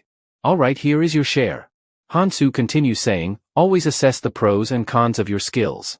It has been already 2 days since I arrived here and today marks the 3rd day. It was a good idea to buy skills from Hansu that increase the speed of boost in magic and stamina. Without them, I would not be able to keep up with Hansu. Still, I am trying my best not to depend on him. While Mihi is a bit unsatisfied, Hansu checks on his stats. I have got 42 on both stamina and sense. That's quite good so far. The best method of all is to maintain all of the stats at a similar value. I didn't have to go through as much trouble for exchanging the stats with Mihi, as she had low stamina and strength stats. Suddenly, they both hear a voice. The voice asks all the participants to gather immediately at the starting point. Those arriving late will face consequences. It's the demon fairy voice. Alright, let's go Mihi, we should not waste time here. Hansu and Mihi are walking along side by side. Anyone looking from far away will think they are having an intimate moment. Mihi looks at Hansu nervously as if she wants to say something. Mihi, if you have something to say then just say it. On seeing Hansu reading her mind, she blushes even more and hesitantly asks, Hansu, by any chance do you have a girlfriend? I am so nervous, is this question too personal?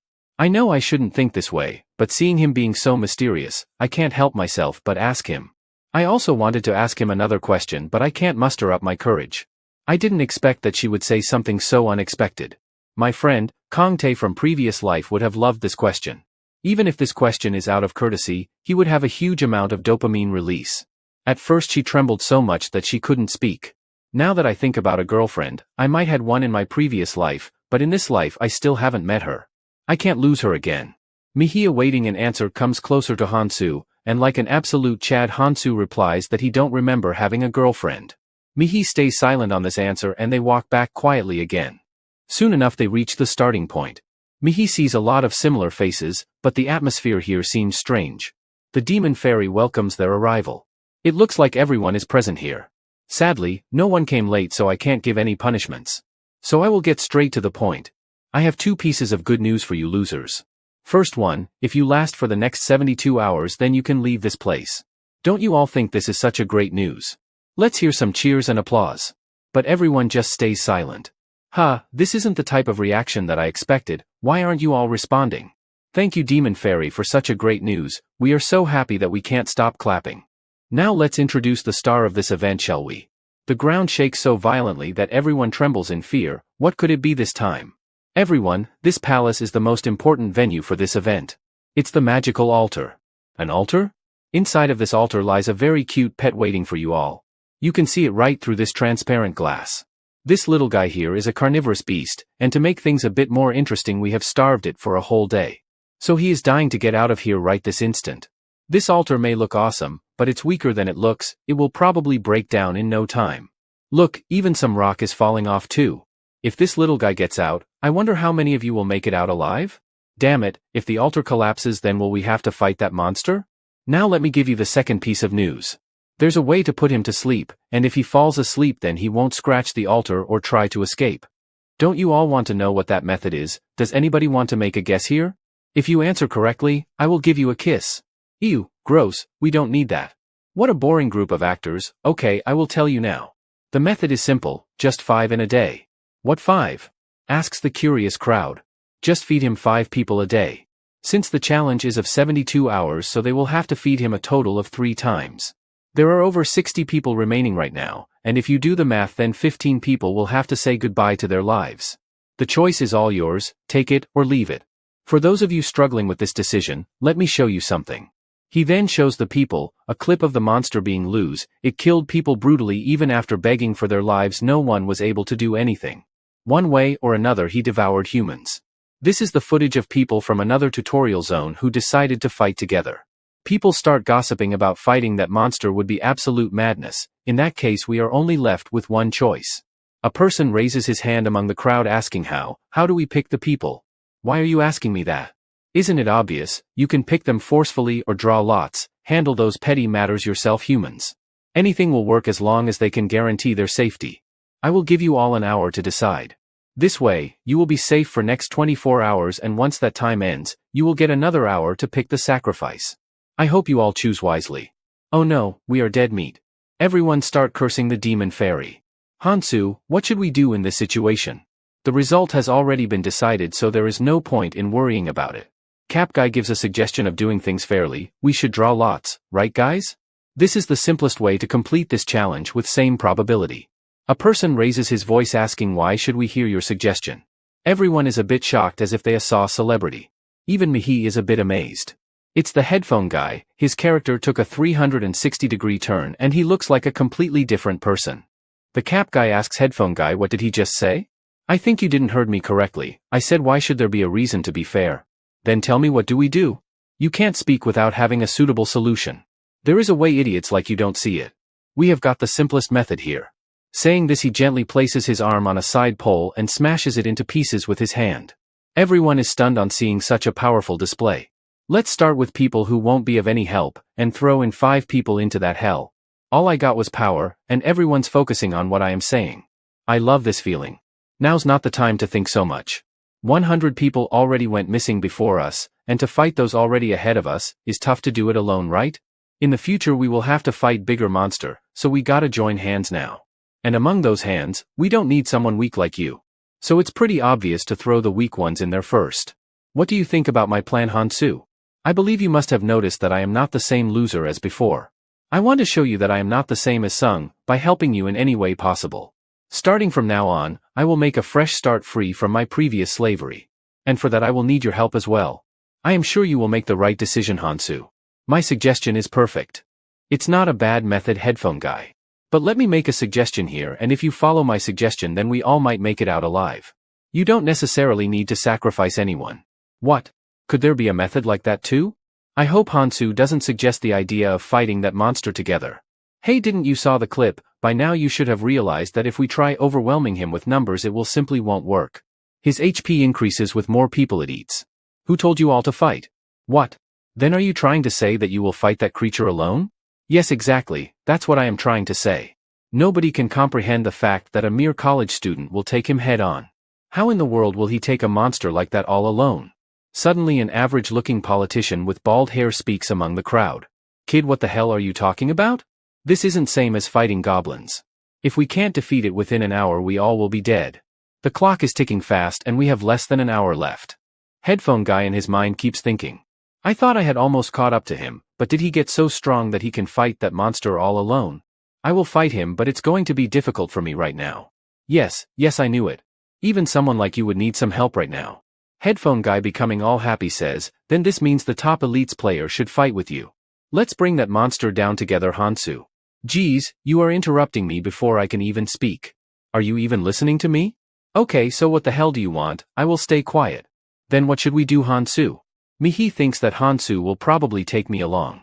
No, he will definitely take me in his party. From my calculation, if I rise my strength and stamina by 30 each from the current level then I can fight him one-on-one. So let me make another suggestion.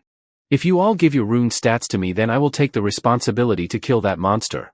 So then tell us, genius, will only those who will be sacrificed give you the 60 runes? If I could get my strength and stamina each to 100, agility and senses to 50 and if I use the maniac cloud smoke, then it's entirely possible. I know these figures from my long combat experience, so I am certainly right. And with those stats I can certainly acquire the second hidden piece. Even my previous life friends, Keldian, Iris and Kongte can't win this. The one who figured out a way to defeat him was the Berserk Monarch Clementine. Even for him, despite having high stats, he barely defeated this monster after nearly becoming good as dead. My success rate of acquiring the second hidden piece also depends on my stats, so I gotta get stronger quickly this time. I don't care who gives me those stats. If I reach that number then I will enter the altar immediately. Just to let you know, delaying this anymore won't be good. Weaklings like us can't possess that many runes, you know. If we had that much, we would be much stronger. Why don't you give those runes to me instead of him, or we can draw lots if you can't decide. What a selfish bastard, who dares to call me selfish? I am the one. Look, old geezer, you will obviously the first one to be thrown in there if we start with the weakest. So why should we give our precious runes to someone waste like you? You should better know the gap between the first and last place is extreme. Or could it mean that you are weaker than I thought? It's so obvious that weaklings like you would just run away. How dare you talk like that to me? Don't try to act all that strong, old man, or else you will have your limbs broken and thrown in there as the monster's feast. So this is all about being strong, huh? You should at least learn to respect your elders. Didn't you live in a democratic world? Democracy, you say? Great, then let's hold election here. The person who gets most voted will become tonight's dinner of the monster. You have two choices, you can either give your runes to save some trash politician like you or be ready to sacrifice yourself. We will vote anonymously just like in your precious democracy. What do you say? Hey kid, don't come near me. Someone like you can easily snatch away runes from others, can't you? If you just kill a few strong guys then you can easily obtain some. Before he can go on blabbering about his political problems someone punches him on the face. Hey, what the hell are you complaining about? Do you want to die? No, I want to make it out alive from here. I have a family to feed. All of the people think about throwing him in there first. If the monster isn't satisfied by this chubby guy then we all will be dead. Hansu is done seeing too much of infighting. These people, they never understand when to back down as usual. We will need some life lessons and conflict resolution classes here. Everyone, quiet down. I will give you all a few options, so choose one of them. Hansu then lists 5 options and tells them if we were to feed the monster some people, these are the weaker individuals who will have to volunteer for it. Both Bald Guy and Cap Guy is on the list and some families are there as well. Are you saying that we become the sacrifices for that monster? How can you do this? Are you going to abandon us just because we are weak? The clock now shows that only 30 minutes are remaining before the monster is left free. Mihi is waiting outside the altar for someone. She is a bit nervous about something. Headphone Guy comes from back and says that if you are going to behave like this then you should have gone with Hansu inside the altar. He might have let you tag along with him. To this Mihi responds that you still don't know what type of Hansu is. To this headphone guy becomes a bit nervous as he doesn't know everything about Hansu. I would like to go with him too, but I can't just keep following him around, can I? Headphone guy thinks that he is always the one who is left behind in terms of power. Anyway, so what are you going to do now? Will you keep waiting for him? No, that's not it. If I do that, I will just end up getting scolded by Hansu for being weak. Then I would be no different from those people. Back to the moment while Hansu was giving his life lessons to people. What are you people doing while others were running around? I don't give a damn about your shitty problems, but if you all keep acting in this way, then you will have to bear the consequences for your own choice. Others didn't leave you behind because you were weak and pathetic, but your weakness was the reason you could not catch up with them. Are you hoping to get welfare support over here? If you want any chance of surviving, each of you take 2 runes, all 15 of you, and hand it over to me. That's all I can offer. The rest is up to you to pay me back by hunting in the next 72 hours. Tell me if someone runs away without paying back, I will deal with that person personally. I will make up for those who will give me runes. You can give it a shot if you have the guts to do it. Now to the present moment, Mihi says to the headphone guy that Hansu is the type of person who always keeps his promises, so he will definitely solve it all by himself. Which means I need to start moving quickly too, so I can catch up to him. Mihi, why don't you tag along with our group? Others would be happy to have a charming woman like you. Thank you for your offer, headphone guy, but I am not willing to join you yet. I have some things to do. Saying this, she began leaving. That was a bit awkward. Maybe I should not have asked her for joining our group. She has gotten stronger than the last time we met. I also have to show true strength here. This much power is still not enough. I need more power to prove my worth. Suddenly a voice calls out to him. Hey you, we need to talk to you. Who are you guys and what do you want from me? Now, there is no need to be so tense. I apologize for my friend's rude behavior. He is a bit of shy guy. So please be a bit understanding. He then introduces his name, about which we don't care a single bit. I will just call him Mr. Nice Guy. I admire your strength and looking at the fact that you are leader of that group over there, so I came to talk to you. What, me? Their leader? You are probably mistaken, Mr. Nice Guy, but we are all just friends. They follow me quite well though. Come on, that's what a leader is. You are awesome considering how strong your group is. Oh my, please stop buttering me. I am getting a bit embarrassed. Also, I saw that you are quite familiar with that Hansu guy. I want to talk to you about him. Is that okay with you? Yeah, of course. At the altar, Hansu is sitting on the edge of it while thinking of some plan. Goblin poison won't work on this monster. So I will have to use paralyzing poison instead. After that, he summons some flying cat beads. These beads recover a small amount of stamina during the boost. It's quite useful for something obtained while hunting. I will have to use some of these in advance. The overall balance in my stats is a bit off, but I have no other choice. Winning against this monster will prove to be very hard. For that I am going to use a lot of maniac cloud smoke. He then takes out a cigarette and puts it in his mouth. I haven't had this feeling in a long time. I have a good reason to smoke, so I believe my previous life friend will forgive me this time. Finally, let's get the show rolling. Hansu then lands into the monster's chamber. In this world there are also different grades of runes that one can obtain. When a person rune stats surpasses 100, the color overlap with each other and they form a completely different rune than before. They start from colorless to red, red to orange, and then from orange to yellow. The numbers begin changing starting from the colorless rune. Even though the stat difference in normal runes and colorless runes is very small, but higher the level gets, the gap between the two becomes pretty significant. As for this monster, he is not even a monster that would come out in the first tutorial round, so a colorless rune should do the work here. It would have been enough to cook the troll essence to enhance my stats, but right now I don't have time to do all of that. But there is one thing's for sure. There was only one person who succeeded at defeating this monster in tutorial area until now. This time that person is going to be me. The more difficult and impossible the task looks, the more amazing rewards will be at the end. Alright then, let's begin the hunt. On the top of altar, a few people comes in through a portal. All of them come in quietly like a thief trying to rob a house. What are you doing? Come in quickly. Headphone guy pops his head out of the portal. Aren't you glad you didn't bring your friends along? Yeah, they won't be much useful here anyway. Alright then, now let's move quickly and help Hansu, shall we? Monstrous creatures like the carnivorous beast are born with race skills. The carnivorous beast utilizes 2 specific race skills. The monster attacks Hansu, which he was able to dodge in time. Now he is going to use his skills. Here it comes, his first skill, that is fear. The fear skill makes a huge psychological impact on Hansu's mind. He stands immobilized on the ground while the monster pounces onto him. Its menacing claws comes dangerously close to Hansu. But he was just able to come out of the illusion and escape the attack. He then jumps backward to make some distance between himself and the monster. This monster paralyzes its prey with fear and replenishes its stamina by consuming it. The pattern stays the same. I am just glad he hasn't grown much yet. If it would have grown up that he could recover his stamina after using fear skill on its prey. It could also use the skill blood-sucking swamp. This sucks out the blood of organism. The monster throws another punch at Hansu and he dodges it again. I can't compete against it. This needle's just going to make a small hole for a wound. But I know the most effective method to restrict its movement. The monster once again goes for another attack and Hansu thinks while dodging it. Poking his skin won't even cut close. If I aim for its main nerve and poke inside of it with poison, then maybe I will get to somewhere. Hansu then makes consecutive slashes onto its second main nerve present between the joints. Just a bit more, aha, that's it. I found its main nerve. When Hansu strikes the monster's vulnerability, it shrieks in a lot of pain. This should be enough. Let's wait until it can't move anymore, shall we? The clock shows 12 minutes remaining before the monster is set free. Down at the altar, Hansu is fighting the monster to the best of his capabilities. He is constantly changing between attacking, defending, and evading the monster. He is now looking a bit more tired than before from the constant ongoing battle. The monster looks at Hansu with same eyes again and uses his skill Fear. This monster is using his unique skill again.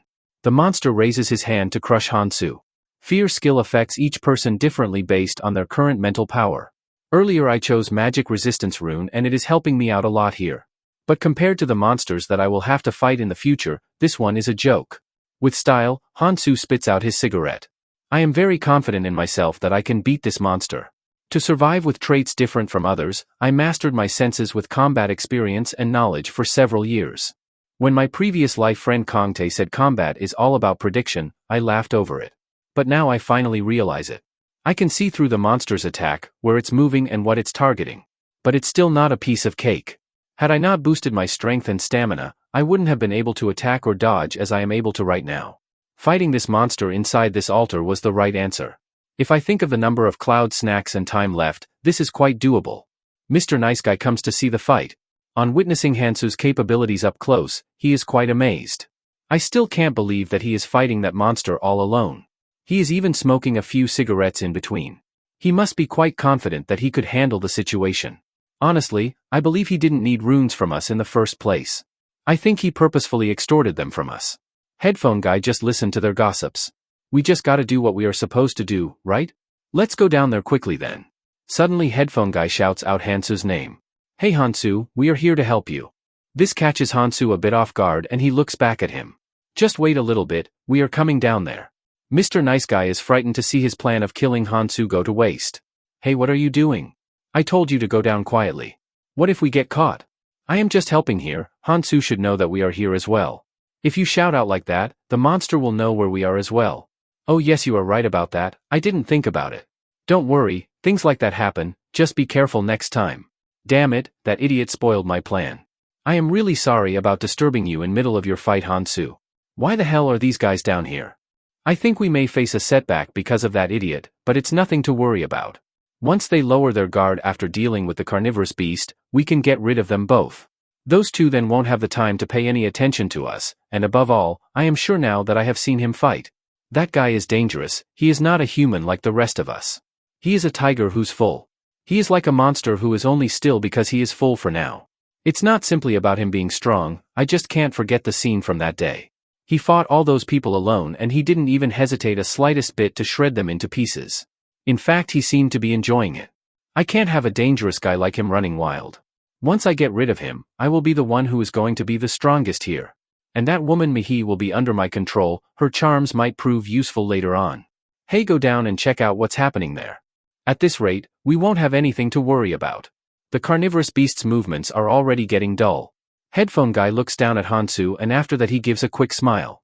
He is possibly cooking up some plan in his mind. It feels like that idiot has gotten quiet for some reason. Suddenly all of them are shocked on hearing strange noise. The platform on which they are standing shakes violently. Careful, it's going to collapse. Soon enough the platform begins breaking down and piles of debris start falling. Oh no, this is not good, what on earth is happening here? How did the stairs collapse so suddenly? After a moment all of them falls down into the monster's chamber. This is bad, we got caught up in the rubble and landed into the monster's den. The monster then looks at its prey with saliva drooling all over his mouth. He immediately uses his fear skill on them. The pressure down here is completely different from above. Mr. Nice Guy's team is now against the monster. It's fine, we might not be able to do a surprise attack, but we have Hansu here, so everything will be fine. But the only problem is that I can't see him anywhere here. Hey, what are you doing over there, Hansu? Shouldn't you be helping us take down this monster? You can take it down in no time with our help. Don't tell me you are giving up when the monster is very close to being dead. I was going to beat that monster, but now it's all ruined because of you. Now that monster will recover all its stamina by devouring you guys. I barely dodged those attacks because I was smoking constantly, but these idiots got in my way. There is no way those guys could handle that monster. Once the monster finishes off all of them, it will be difficult for me to face this carnivorous beast again. I will have to gear up once more and try again. If you want to kill it, give it a shot on your own. I am leaving this place. So are you going to run away? It looks like you forgot that your friend is also here. I guess you are okay if we throw him as a bait. Get that rascal to me right now. Are you looking for someone, Mr. Nobody? I thought everyone fell after the explosion. That bastard, no wonder why he was so quiet back then. He probably knew our intention of killing Hansu all along, that's why he destroyed the stairs to trap us. You bastard, I will kill you. Go ahead and do your best, losers, I bet you won't have time to do that. That guy over there is already starving, he is waiting for you all to freeze in fear. The monster roars at its prey. This monster is enjoying his time torturing us. If he recovers its stamina, we will be at a disadvantage. If you abandon us like this, it's gonna be worse for you. We gotta cooperate with Hansu as best we can, only then can we survive. You don't have to worry about monster breaking the stairs now. Didn't you guys voluntarily come in here to be sacrificed? Sacrificed? The monster slowly approaches towards them and they shiver in fear. They remember demon fairy words, all they have to do to keep the monster silent is feed him 5 people a day. After that monster opens his big mouth to devour the fleshy humans. I pay my tribute to your sacrificial spirit. Hansu then comes out of the altar. Headphone guy, why did you do that? I know you brought those people here on purpose. You better be careful with your words now as you disturbed me while I was about to finish off that monster. Hansu, I finally get it now. He then smiles a little and says, I understand how I can be of your help. Use me, Hansu. You want me to use you? Then give me a good reason why should I do that. Hansu, because I know you have a different goal than the others. You are always thinking in the long-term gain and taking action non-stop. I became certain of this when I saw you fought Sung and Pervert Guy Gang. Despite attacking them with overwhelming strength, you didn't kill a single one of them, even though they will try to backstab you in future. Even when the altar showed up, you could have easily gotten rid of some people by force, but you didn't do that. I don't get it, why aren't you killing people, Hansu? Anyone can clearly tell that's not how your personality is. He does understand my plans to some extent. So in that case, use me, Hansu. I will get my hands dirty in your place. In return, take me with you, or rather just let me follow you. While Headphone Guy is shivering a bit, Hansu laughs a little. I am not quite certain of keeping you with me, especially after you interrupted my fight. I apologize, Hansu, for that. This time there was no other way to deal with those thugs, so you got caught up with that too. But I won't allow such silly things to interrupt you next time. It will be different next time, I guarantee it. Think about what you are offering one more time, Headphone Guy. Hansu, think about this, there will constantly be people getting in your way because that's just how much you stand out. All those people who obstruct your plans, I will carefully get rid of them. So you can focus on your goal. In return, I will follow you and become stronger. Hansu is growing stronger rapidly, I can do the same if I follow him. If you can just tell me the goal you are working towards and accept me as your disciple, then I will also become stronger. Hansu catches Headphone Guy while he is being lost in his daydreams. Alright, let's just say if I agree to your condition. What will you do if the circumstances prevent you from joining me? For example, what if you are forced to fall back on my words, then what will you do? In that case, I will get stronger and come find you. Then you can take me as your ally once again when that happens. Oh, if that's the case, then go down and fight that monster. Damn it, he is still refusing me. Hansu, just give me one chance. Let me make up for all the mistakes I have made till now. Please just use me. Don't misunderstand my words, Headphone Guy. Meet me here tomorrow at 1 o'clock. Because at that time, this monster won't be down here. What? Is he serious about what he said right now? Also, you can take all the runes down there. You killed those 10, so you should take those runes. Well, let's see each other again later with a smile. I am heading out now, goodbye. I am still not sure about keeping this Headphone Guy along with me, but I indeed need a person like him later on. My previous life's friend said that I am being sent to past to save humanity, but there will always be some people who will get in your way. So you need to have a punisher for such circumstances. A punisher will wipe anyone's ass whom they see to be getting in your way. This is an essential factor possessed by every king and powerful person. These people get their hands dirty instead of the monarch and help their king get closer to his goal. I was originally thinking of choosing Anvi Aaron as a punisher, as I used her for the same role in my past life. But I will give him a chance. I am not sure how much I can trust this headphone guy. When the second tutorial starts, everyone here is going to be scattered forcefully anyway. And when that happens, he might not think the same anymore. But with a few runes and 8 cloud snacks, if I can get a useful punisher, then that's quite a worthwhile investment. Though nothing can be done if he fails at his work. For now, my focus is on obtaining the hidden piece. I will look for the perfect moment and get rid of this monster at once. This is the perfect moment. The monster just had his lunch and is in a sleepy state. If you look at the second hidden pieces condition, it's simple. Before the carnivorous beast destroys the altar and emerges, I have to take him down. However, this isn't the only condition meant for beating that monster. After defeating the monster, a gate opens, and when Hansu goes through it, a system pops up announcing a hidden mission has been achieved. Hansu then stretches his hands to a shiny artifact. He gets very happy on seeing the item. This is the Vampire King, Nirmaha's ring. I always wondered how that person who defeated this monster got this ring. Now I get it. So this is the reason why no one could get this precious ring in my previous life.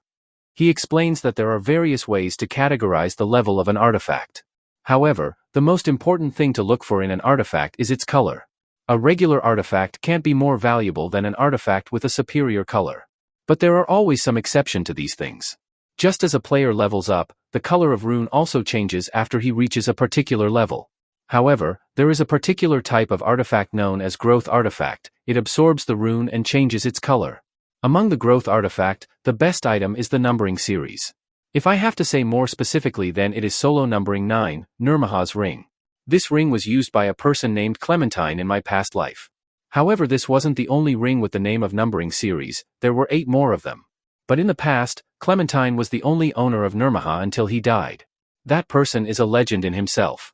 I clearly remember that when he faced the owner of 8 other rings, he literally torn them into pieces. That's just how overpowered this ring is.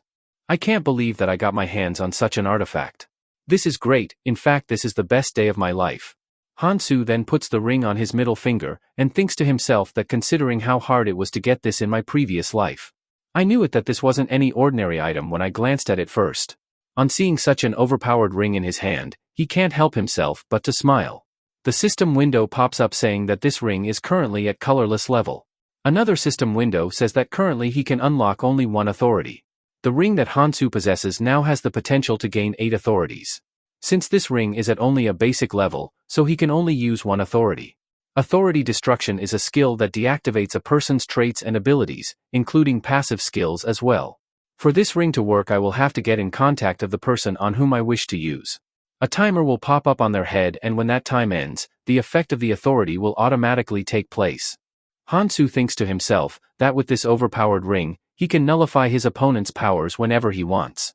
This will be very beneficial in the future. To make full use of this, I need to have at least one of my stats to match with the colorless rune. For now, my goal will be to collect as many runes as possible to reach the required number of stats. I could balance my rest of stats later on. After defeating the monster within the altar, Hansu steps out of a portal. He walks straight forward to see the people who were awaiting him. As soon as he reaches out, Mihi is the first one to greet Hansu. Hansu, I heard from Headphone Guy that you were successful in killing that carnivorous beast. Behind Hansu, Mihi and others see something that makes them panic and confused. Both Mihi and Headphone Guy stand with their mouth wide open. The thing they were looking at was the altar, and it showed the time has finished. Once the timer hits 0, it immediately vanished from that spot, as if it never existed in the first place. Mihi, didn't I tell you earlier? That if you all give me runes, I would take responsibility of taking that monster down. Listening to these words, Mihi blushes a bit. She then turns back to hide her embarrassed face. Headphone Guy thinks that Hansu is completely out of his league. He succeeded in defeating that monster all by himself. In the end, my intuition wasn't wrong about trusting him. Hansu then gives advice to people saying that, since there is some time until the next tutorial starts, so all of you better go and hunt now. Suddenly, Mihi's expression changes and she is a bit more serious now. She calls out to Hansu and says that they will go separate ways from now on. I believe that I am not really qualified to be next to you, and when I am by your side, I end up relying on you some way or another. So that's why I have come up with this decision. Also, headphone guy offered me to come with his group. I know a lot of people there, so it is going to be alright for me. To this, headphone guy replies that she is always welcome to join his group, and everyone will like it if you were to join it. These people are worried for your safety, Mihi, so having you together with us will help them calm down their anxiety. Hansu thinks that this is kind of a shame that we are parting ways after a long time, but this is the best thing for her to do. We will part ways when the tutorial starts anyway, so she is thinking of her own position in her own way. Hansu replies that her decision is good and he will be leaving now. Saying this, he starts leaving the area. On his sudden leave, Mihi stops him to say something. With a determination, she says that the next time they will meet, she won't simply give up. Let's see each other again, Hansu. Hansu is quite pleased with her determination of growing stronger. While departing, he says that, sure, they will meet again soon. Also, headphone guy, I have something to tell you. Earlier, you asked me to use you, right? Let me tell you, if you are really serious about that, then I will allow you to work along with me. The choice is up to you if you want to take this opportunity or not. Hearing the fact that Hansu has finally accepted his proposal, he becomes cheerful and happy. Now fast forward to a week later, Demon Fairy makes an entrance in front of people. Well, losers, did you all miss me? All the people are worried now, as every time this Demon Fairy has made an appearance, only bad things have happened. Hansu stands in front of the crowd with zero expressions on his face. Demon Fairy clears his throat and announces that the second tutorial will begin now. Looking at you losers closely, there are a lot more of you left than I expected. But well, who cares about all of this stuff? I anticipated this much after all. The Demon Fairy looks at Hansu, as he could be the only one here capable of defeating that monster. Alright then, let's change the stage first. He snaps his finger, and just like in Avengers Infinity War, the half of the players get wiped out. Just kidding, a mysterious light starts glowing up on the ground. Both headphone guy and Mihi are confused and fear-stricken. How could there be light beneath us? Some family members are having a hard time, knowing that they will be separated soon and they don't know if they would be able to see each other. But all of these emotion doesn't apply to our cold MC. He is just as determined as before to achieve his goals. Hansu is then teleported to another room with concrete floor below. More players get teleported to the room, and they question why they are brought here. A girl starts crying to see strange surrounding and strange people. Demon Fairy voice says that, before entering the second tutorial, we will have to adjust the head count. People think about what type of head count is the Demon Fairy talking about? From this point onwards, make it so that there are not more than 7 people in one room. We will continue the second round after you do that. All the people gather together towards the center of the room to come up with some plan. This glasses guy is a bit stressed, as there are 8 people in this room. Demon Fairy says that every room have a different situation, but it is only fair if you all start with the same number of people. So you can discuss with each other on whom you want to kill. I don't mind if you reduce the people even more. This average guy thinks that, for a week everything was going way too smoothly. I knew it that something terrible was about to happen, but I didn't knew that it will be this bad. What do we do now? Also, that person has a very strange needle-like weapon. If I remember correctly, his name is Hansu. He defeated the monster within the altar last week, so considering that fact, he must be the strongest here. I haven't seen how skilled he is personally, but it will be better for me to keep distance from him for now. Who knows that if he will kill a person all of a sudden. A woman, while trying to flex her non-existent beauty, says that the people who will be left behind after this purification will work together. So someone has to leave this room, right? By leaving this room I mean saying goodbye to their life. So how about all of us introduce ourselves and try to make an appeal to each other? Show others that how valuable you are as a person. A person steps up and says that if that's how we are going to decide, then I will be the first one to introduce myself. He flexes his dagger in front of others and says that I am Mr. Nobody. You probably wouldn't have seen something like this in your lifetime. I don't think any one of your skills could defeat me. People get worried about their safety on seeing how powerful he is. They think that if they let him roam freely, then he will kill people mercilessly. Hansu takes a closer look at his skills and identifies it to be Chi Art. It's a special type of rune skill that uses magic to boost all stats. One could also strengthen a weapon by enveloping it in magic. Chi Art is definitely a unique and good skill to have, but revealing his secret won't do him good here. In fact, he has made himself a target among others. Plus his attitude makes him much worse than before. At least it's better than having nothing. Glasses guy speaks up that if we take the importance of the skill into consideration, then I have the upper hand. I am Kongmin and I have a healing skill. Then the average guy introduces himself. I am Hanchiel, and I have a combat skill. Now the people other than Hansu who are left to introduce themselves are weak. Family man speaks up saying, are you saying that someone must be killed? We are like a family, so please make us an exception. All of them are left in some deep thoughts as this is a very tricky situation to deal with. A person from the group says that young lady, I don't think you have introduced yourself. You brought up this idea first, so you should also tell us about yourself. Putting on a fake charming face, she says that her name is Jimin. And as for my ability, I will show you right now. Saying this she slowly approaches to that person. Hey, why are you getting close to me? You woman, you are going to regret coming at me recklessly. She gives a devil smile, and the person tries to thrust his knife onto her. She then slashes her knife through him, and he cries in a lot of pain. Seeing a murder in such a short time and that too without any discussion, people are left fear-stricken and grossed by it. The family member are terrified too, and the mother shields her daughter from seeing such horrific scenes. After finishing off that person, she thinks that she is the luckiest woman in the world. She didn't know if this crystal that she is holding in her hands will drop or not. I will take his skill, it looks very useful. She then smiles happily as if nothing happened, and even goes on to sharing the runes with others. Average guy and glasses guy thinks that she killed him without any hesitation, she is a total psychopath. So it will be better to be careful around her. Bored with all of this, Hansu sighs a little bit and thinks that, just as I expected, this guy had it coming. But thanks to him things are much easier now, and there is no need to waste time on making decision on killing people. The people who died in the real world are also reincarnated here, so that makes a significant difference in the number of people here. All of this is progressing very interestingly, just like this manhwa. The demon fairy comes out of his space portal and congratulates them on reaching 7 people before anyone else. Great, now I will explain you about the second round. Instead of explaining here, I will take you to that place. This place here is called the Ascension Path. Your task here is simple. You must continually climb for 3 months, and reach the dormant volcano in the center of the second floor. This is going to be your very first target to achieve. Once you pass this level, you will pass the tutorial, and after that the world of adventure will fully open up to you. All the best, I hope you struggle and suffer much. The demon fairy leaves soon after, and they start crossing a bridge, with Hansu being ahead of everyone. Hey, we are going to be together for quite a while, so let's get along. But Hansu just ignores him and walks forward. He becomes angry with him. What's wrong with him? Why is he in such a hurry? The family man noticed something strange happening. The bridge began collapsing. All of them start running wild, knowing that if they fall off this bridge then they are good as dead. Luckily, all of them make it out alive, and they breathe heavily. Demon Fairy come back to say that he completely forgot to mention that as the time passes, the part on the lower island will start collapsing. Bridges are even quicker to collapse, so be careful. All the people are frustrated with the Demon Fairy, cursing him on not telling such a crucial information. Average guy asks Hansu that where is he going? That antisocial bastard is annoying me. The lady comes up with a plan, how about we follow him for now? Seeing how confident he is, he might know where we need to go.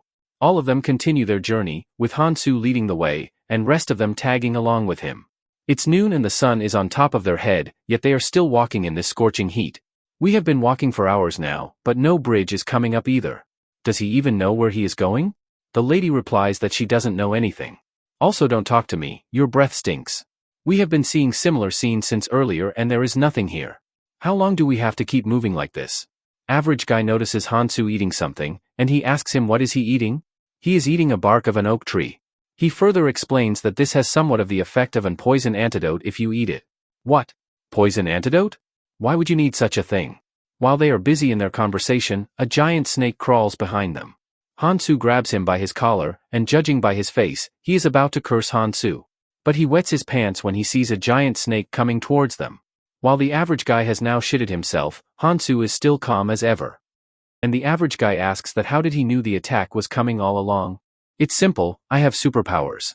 Superpowers? A few moments later the average guy is fighting a smaller snake, the snake bites his arm and he is struggling a bit. The next moment he stabs the snake, and throws him away.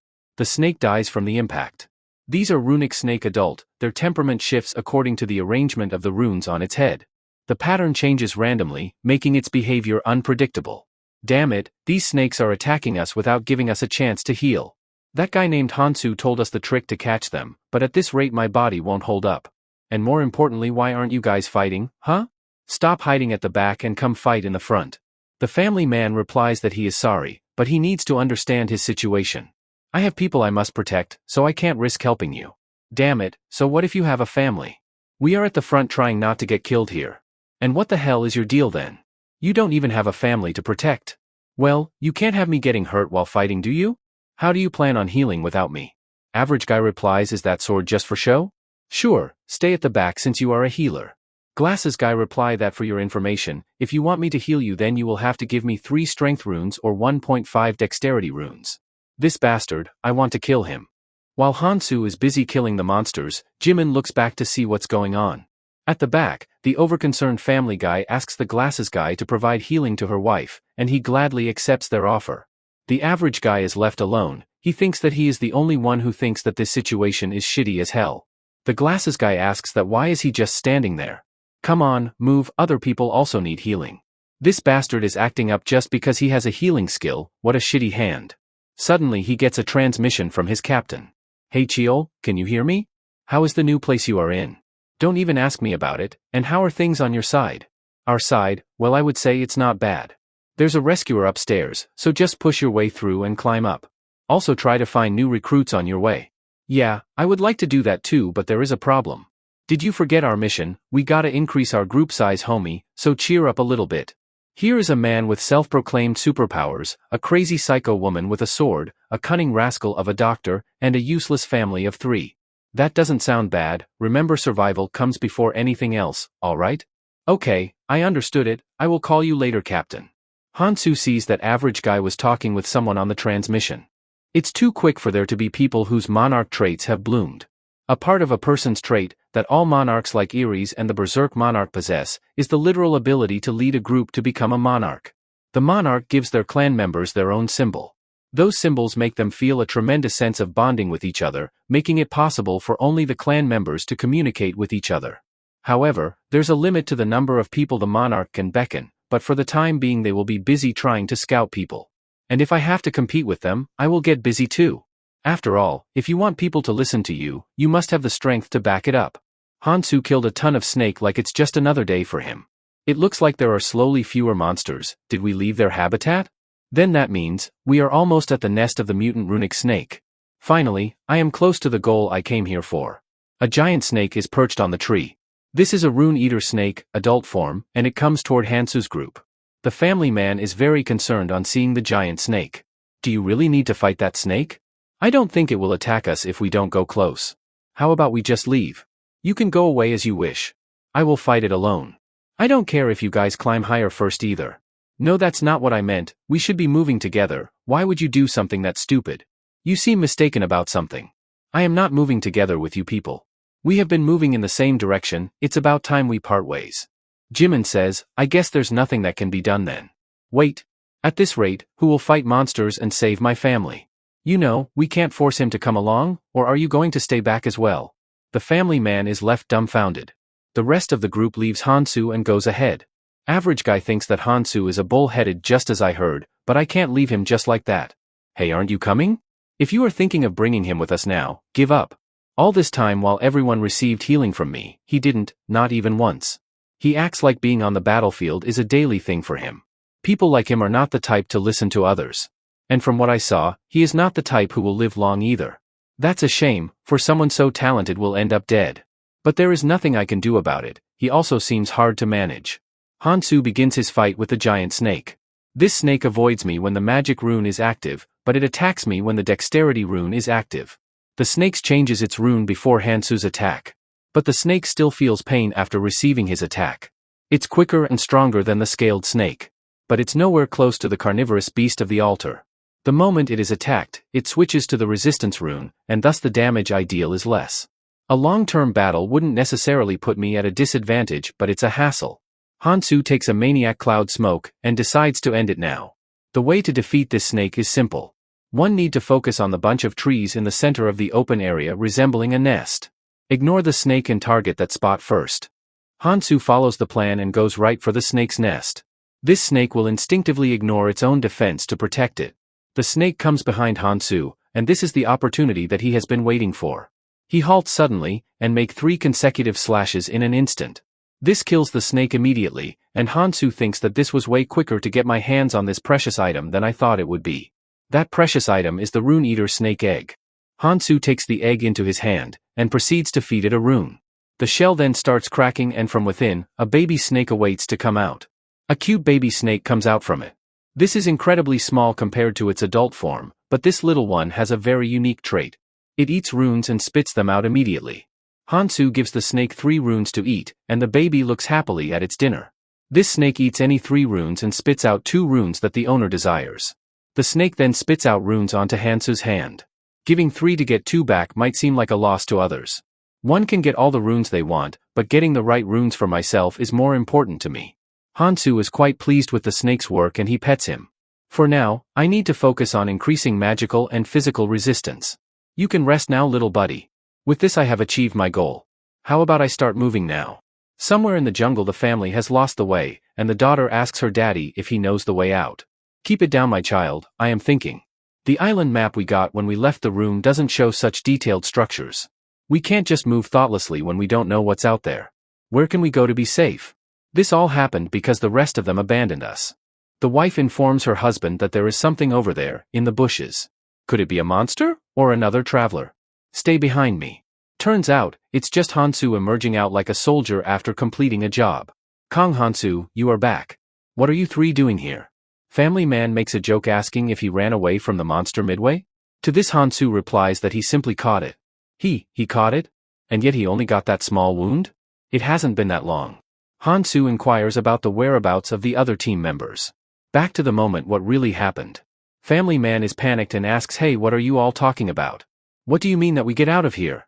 It's dangerous for us to split like this, don't do this please. There's no need for us to fight among ourselves. So you are just planning to have a comfy ride, following us around at the back? Jimin also says that average guy is not wrong. Now that a huge number of players are out, it's a hassle to have irritating people in the way. Glasses guy doesn't care about all of this, he is happy as long as they will give him runes for providing healing. But I think I should stick with the strong ones. He said that and went the other way. They even blocked the path so we couldn't follow. Those little punks, how dare they look down on people just like that? Hey wait, where are you going? I am older than you and still talking. We need to move, we have already wasted too much time here. The wife asks should we also follow him. Left with no other option they decide to follow Hansu. Soon after they quietly follow him.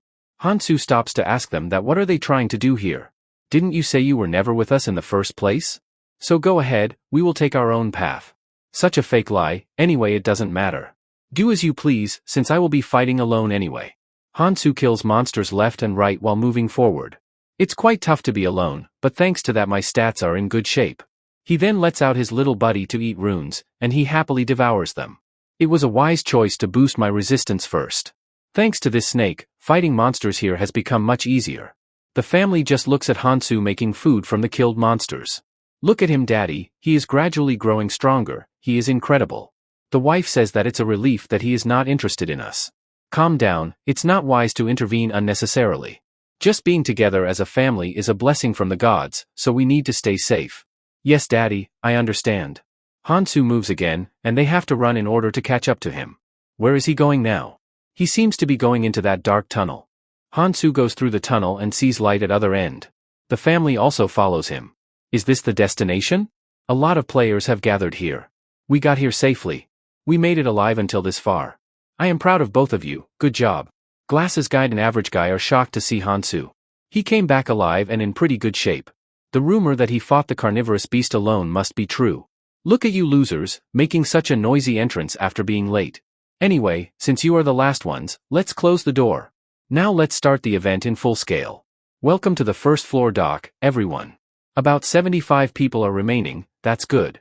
Thankfully, not too many casualties. This special event is a battle for tickets. Everyone receives a ticket. You will use these tickets to move from the current collapsing first floor island to another one. Of course, some islands are crawling with monster and surrounded by lava. But if luck is on your side, you might end up on a central or southern island brimming with treasures. But just going there wouldn't be fun, right? So, here are a few rules I have prepared for you all. First, only 3 people can board each boat, and you will need at least 3 tickets to do so. However, if 3 people use 3 tickets, they will be randomly scattered across different islands. It could be on the outskirts or at the center. If 2 people use 3 tickets, they can go together but can choose their destination. However, if one uses all 3 of his tickets, then they can go wherever they want.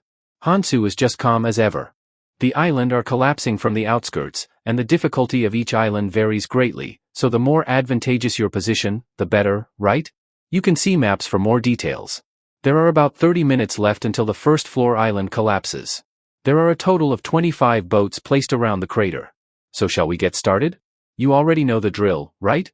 Survive by any means necessary, because it's more fun that way. Hansu already knows what will happen soon. People will be fighting like absolute wild beast for the tickets. This is going to be the start of the inevitable chaos. Someone calls out Kong Hansu's name. The family man bows down in front of him. I am begging you, Hansu, just this time, help me, no, help our family. We need more tickets to safely reach the central island. You are strong, so you can easily get tickets or anything else for that matter, can't you? You can just snatch a few tickets from some other guys, and bring them to us. If he does that, we can get there easily this time. Hansu, please, you would be saving innocent lives. I don't care about it. In the end, you have to take responsibility for yourself. So take care of your own affairs. Why are you being so hard about it? Come on. Don't you have compassion for us? The average guy asks him to shut up. Tired from hearing his blabbering, he kicks him in his chest. He is talking so much that it's getting annoying. Are you just going to keep listening to this? All you have to do is snatch the tickets and end this. Kong Hansu, let me make a proposal. Come with me, no, come with us. I will even provide tickets if you need them. Honestly, even though they are my teammates, I don't like a single one of them. You feel the same way, right? You are as strong as the rumors say, so why not join the people who match your level? He shows him a symbol on his hand. This is a power my comrade awakened, and it's different from a skill. If the leader approves, you can get it too. I have already spoken to him about you. He will allow it. And it's not just about having the same mark. Before he could say anything further, Hansu refuses his proposal. Yeah, I knew you would accept my offer. After having a moment of realization he says, wait a minute, what did you just say? Listen to me, Hansu, we are different from those nobodies.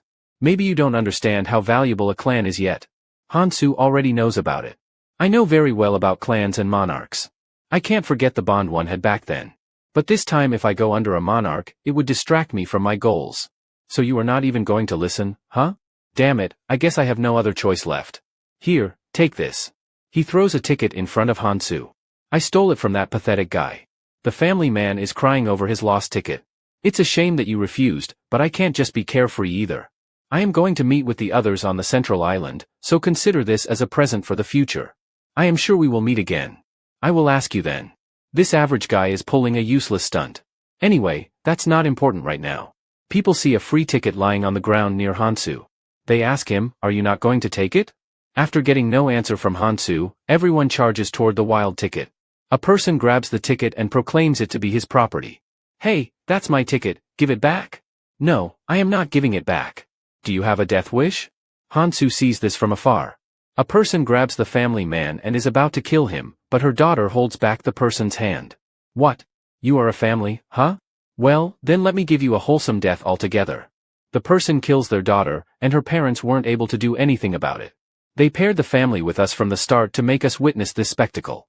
After all, it's obvious what they want. No matter how much everyone struggles on the stage that is set, here everyone's death is orchestrated. Jimin calls out to Hansu, and she asks him why did he rejected the average guy's offer? I have my personal reason, and what do you want? I want to make a proposal too. She shows him her hand, the symbol indicates that she is a clan member. She invites Hansu to join her clan. Hansu gives a no. Well, I expected that. But before I leave, I have one question. You are not still here out of some clumsy sense of sympathy, are you? I believe you are not that pitiful. Hansu gives a cold expression to her. Huh, sympathy you say. People ask Hansu to take them with him. You know me, Hansu, right? Please just this once, help me. Hey, you can save us. These are all the people I should have saved. But in the tutorial area, where the fairy's power is strong, I couldn't save everyone. That's why I must do what I have to. Because if I fail here, everything becomes pointless. Hansu takes out his weapon, and apologizes to people in advance, for what he is about to do. The fate of those who couldn't move to the next island, I know it very well. People will be sent down in the sea of the poison. Everyone begged not to be killed, but they suffered a lot in that pool of poison. The fairy seemed to enjoy watching these lowly humans melt, and all I could do was watch. You can resent me all you want. Rather than suffering while being burned alive from the poison, I will give these people a painless death. I am being merciful in my own way. After killing a lot of people, Hansu boards the boat. He feeds his little buddy some runes, and the demon fairy says to Hansu, "You are truly amazing. I didn't expect you to come out like that. Though it's a pity that it ended way too easily. This performance was expected from a rising star. Don't worry about this matter, we don't ever go around babbling in front of others. Well then, I will be waiting for you ahead. I am not going to regret the decision of killing people earlier. I didn't come back to save everyone, but to win. I can't waver here. I am going to keep moving forward." While flying in the boat, Hansu thinks that his next target is going to be the central island. The demon fairy congratulates people on making it this far. 1,921 travelers have survived the previous hell. So, I welcome them to the land of opportunity, the central island. There are exactly 3 important things on the central island. First one is defending the castle that houses the crystal. Second, getting stronger through the underground dungeon unique to this region. And the last one is to fend off the incoming waves of the monsters. As soon as the people came here, they had to deal with the waves of monsters from the first day. The skeletons are climbing the walls, and the people are short on the tower. The skeletons begin climbing the tower, and they start attacking them. If we can hold out here, we will get through the day, everybody hang in there. The people are getting slayed left and right. A person begs that he can't do this. How can someone expect me to do this for a month? Somebody save me. People kept shouting to maintain the defense line, but they kept dying at the hands of the skeletons. A person of higher authority slams the table and says that we need to establish some rules. Our defense was nearly breached in just one day. We have already suffered serious damage. How long are you just going to watch? If we leave it like this, not only will we fail to protect the crystal, but all of us will be massacred by the monsters. This person is the head of MK clan. Should we wait to discuss this until the other monarchs arrive? This woman is the head of the Wajong clan. The powerful ones are already here, so it shouldn't matter. This woman is the head of Noah clan. So, what do you suggest we do? This person is the head of the Smog clan. The biggest problem here is the lack of defense forces. So let's bring in people who are not affiliated with a clan, even if it's by force. But we have no means to control these unaffiliated travelers, do we? Then we will deal with them by force. I don't think words will work with such lawless people anyway. An attack is coming in 3 hours, and we can't guarantee that we will be able to hold out this time. Are we just going to let it happen? What if our clan alliance were to recruit and combine forces with them? Can you guarantee that we will be able to do that, and things will turn out smoothly? But the rising number of people leaving for the underground dungeon is a serious matter. Because their numbers have grown so much, their numbers are now comparable to the clan alliance members. Those people formed a ridiculous group called the Basement Alliance. From the point they started actively taking action, they were already beyond our control. My question was, can the clan alliance, which is focused solely on defense, handle them? Then how about sending the clans at the forefront to the dungeon first? Hey, have you gone nuts? How do we defend the castle then? If that's the plan anyway, the minor clan should go first to reduce losses. These people are just discussing their desires. What a mess. Damn it, if only the original 1900 had just focused on defense, then we could have defended easily. Initially, everyone participated in defense because survival depended on it. However, as some returned from the dungeon with powerful artifacts, and grew stronger, everyone started leaving one by one. How are we going to defend the crystal over the next month? Suddenly Jimin bursts into the meeting room. I am not in mood to hear anything. Come on, I am not here to prank you this time. I have brought an important news. I received a report that someone is just going crazy fighting the Basement Alliance. What? They hear loud noises outside about someone asking for help. Hey, calm down. I never said I am not going. I was planning to hunt for 2 more days, then switch back. I will join once I am stronger. Let's talk this out. Hansu throws his weapon onto the person's left shoulder. You are dismissed. From tomorrow onward, everyone will fight above. You loafed around today, so you will earn your keep tomorrow. Hey, don't come near me. I can definitely feel that his rune stats are lower than mine, so why can't I win against him? Hansu, while having cloud smoke in his mouth, says that he needs his weapon. Glasses guy notices Hansu, and a person says that who is he to boss around? He takes out his knife to kill him. Hansu notices that the knife has a skill that enhances its cutting power. That's a pretty good artifact for a colorless one. Hansu activates the authority of his ring. Hansu just thrusts his hands onto that person, and the onlookers are shocked. The knife skill disappeared? The knife won't penetrate either. This rascal, how much resistance does he have? Alright, then it's my turn now. Hansu lands a powerful punch on his face, and his face gets disfigured. It's exhausting trying to fight you without killing you, I can't help it. After all, you are a valuable resource. Words won't make you listen to me either, will they? Everyone is frightened by Hansu. I only have one authority left, so should I have more fun with these people? The clan's head comes out to see the commotion. Who on earth is that guy? Now Hansu is sitting with the clan's head. They look at him nervously. So he is the person that my teammate Hanchiel mentioned, and why is there a magical beast on his shoulder? Starting from tomorrow, the Basement Alliance and the Clan Alliance will join forces, and rotate between hunting and defense. If anyone has a different opinion, speak up now. They can't be commanded without your trade anyway, so take as many useful people as you can and have them join your clans. I have made sure those guys outside will follow your orders, so there won't be a problem. That would benefit us, not him. So what does he really want out of this? As she was thinking, the same question is asked by another clan head. What do you want? Someone unaffiliated with a plan, and as strong as you, just created this ruckus. Are you trying to claim you have no ulterior motive? As long as the basic rules and system are set, I have no intention of interfering. We never know, you might suddenly change your mind and want to get rid of the clan alliance. While standing up, Hansu says that he has no interest in these pretty debates. But if you are so worried about this, I will give you a demonstration. Hansu activates an artifact on his hand, and he becomes invisible. He disappeared, he is going to attack, prepare for the battle. It's just a simple invisibility spell, he could not have moved from that spot. Oh yeah, do you think I couldn't attack, if I wanted to? He places his knife at his neck. It wasn't a simple trick, but he is like a dragon who disrupts one's senses. I can't believe he got me this easily. I got a new item before coming here, you see. Gotta keep up with the trend, man. He lets go of him, and he falls down immediately. Calm down, I have no intention of being hostile to you. Right now, the situation calls for us to join forces, don't you think? Let's each do our best in our respective positions, yeah? That's all I am after. We have been fighting each other up till now, so it will be hard to join forces, but there's time for me to go easy on them. It's just the beginning of what's going to come next. Jimin stops Hansu by saying that he will upset her if he just leaves like that. We had a conversation earlier about you joining our clan. This time I want to hear a different answer. What do you think? Isn't it lonely to travel alone? So is there someone else on your mind? I heard you were with a girl named Mihi at Gangnam Station. He gave no reaction. I guess that's a no, then there is no problem, right?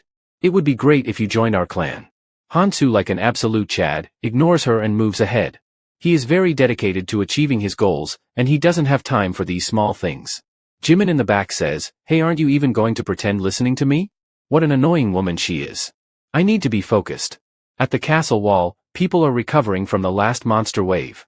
A person calls out an average guy as his sergeant, and says that the South City wall has been secured. Good, the injured can go down and the rest of you take a break, and by the way, how is our clan holding up? We managed to maintain a more consistent defense compared to last time. We have assigned people to all positions without any shortages. Those who joined from the Basement Alliance were initially uncooperative, but they did quite well. Thanks to them, we didn't suffer as much damage. Also, thanks to a monster named Hansu guarding the defense line, others did not have a choice but to help in the castle's defense as well. It's shocking to see him handle so many of them alone. If only that guy had some manners, I could have recruited him to the clan. Every time I approached him, he always ignored me. He annoyed me to no end. I have only suffered humiliation whenever I tried to recruit him. Even so, at this rate, we will be able to consistently fend the monster wave off. Suddenly, a rift begins forming in the sky, and the demon fairy comes out of it happily. Hello everyone, you have been waiting for me, right? Did you rest well over the past 2 days? Damn it, the arrival of this demon fairy is always a bad sign. Shall we start the real action for the people getting bored now? Starting today, demons will appear in the defense battles. Demons are powerful beings, but don't worry too much. The undead you have faced so far gave you nothing. But killing a demon will drop mini crystals. I am telling you that this could be a wonderful opportunity for you. You can exchange these crystals for amazing artifacts at an exclusive store of this place. And it's not just artifacts, you can also use the crystals to buy escape tickets to escape this place. It will cost around 600 crystals. Don't you all want to leave this place quickly? If you want to, then do your best to gather those crystals. People start talking about it. Does this mean you can escape this place? The system says that up to 5 people can go together. While people are talking about it, a red rift began forming in front of them. Out of that rift comes a monster with large claws, and a very menacing face. Immediately after coming out of it, he smiles to his heart's content and then begins marching forward toward the humans. People panic on seeing this. Oh shit! This monster is coming right this way. Someone go and face it first. How can we go? We don't even know how strong the demon could be. I want the crystals, but I don't want to fight that thing. Among the crowd, a person says to make way for him. Who else could it be other than Kong Hansu himself? He leaps up into the air and heads straight toward the monster. He makes a strike, which is blocked by the monster. The monster then prepares a counterattack, forming an energy sphere in his hand. Hansu dodges it and lands on the ground. As expected of a demon, even if it is a degraded version, he is still tough. I can't inflict critical damage on it with ordinary attacks. Also, I don't have any cloud snacks left. I have enhanced my defense and resistance with the Rune Eater Snake, but my attack power is not enough. So for now, I will make the most out of the artifacts I got from the dungeon. He uses Rogue's Light Steeping Boots, which will increase the movement speed for 1 minute. Since I have less power, so I will fight him with speed. Hansu, now with faster agility, comes extremely fast toward the demon. The demon notices him in time and defends his attack with both hands. They both start exchanging serious blows with one another. Hansu breaks the deadlock position and lands an attack on the demon. In retaliation, the demon charges a powerful energy and throws it towards Hansu. He manages to defend it by putting his long sword in front of himself. The aftermath of the attack is devastating, and it sets off a huge explosion.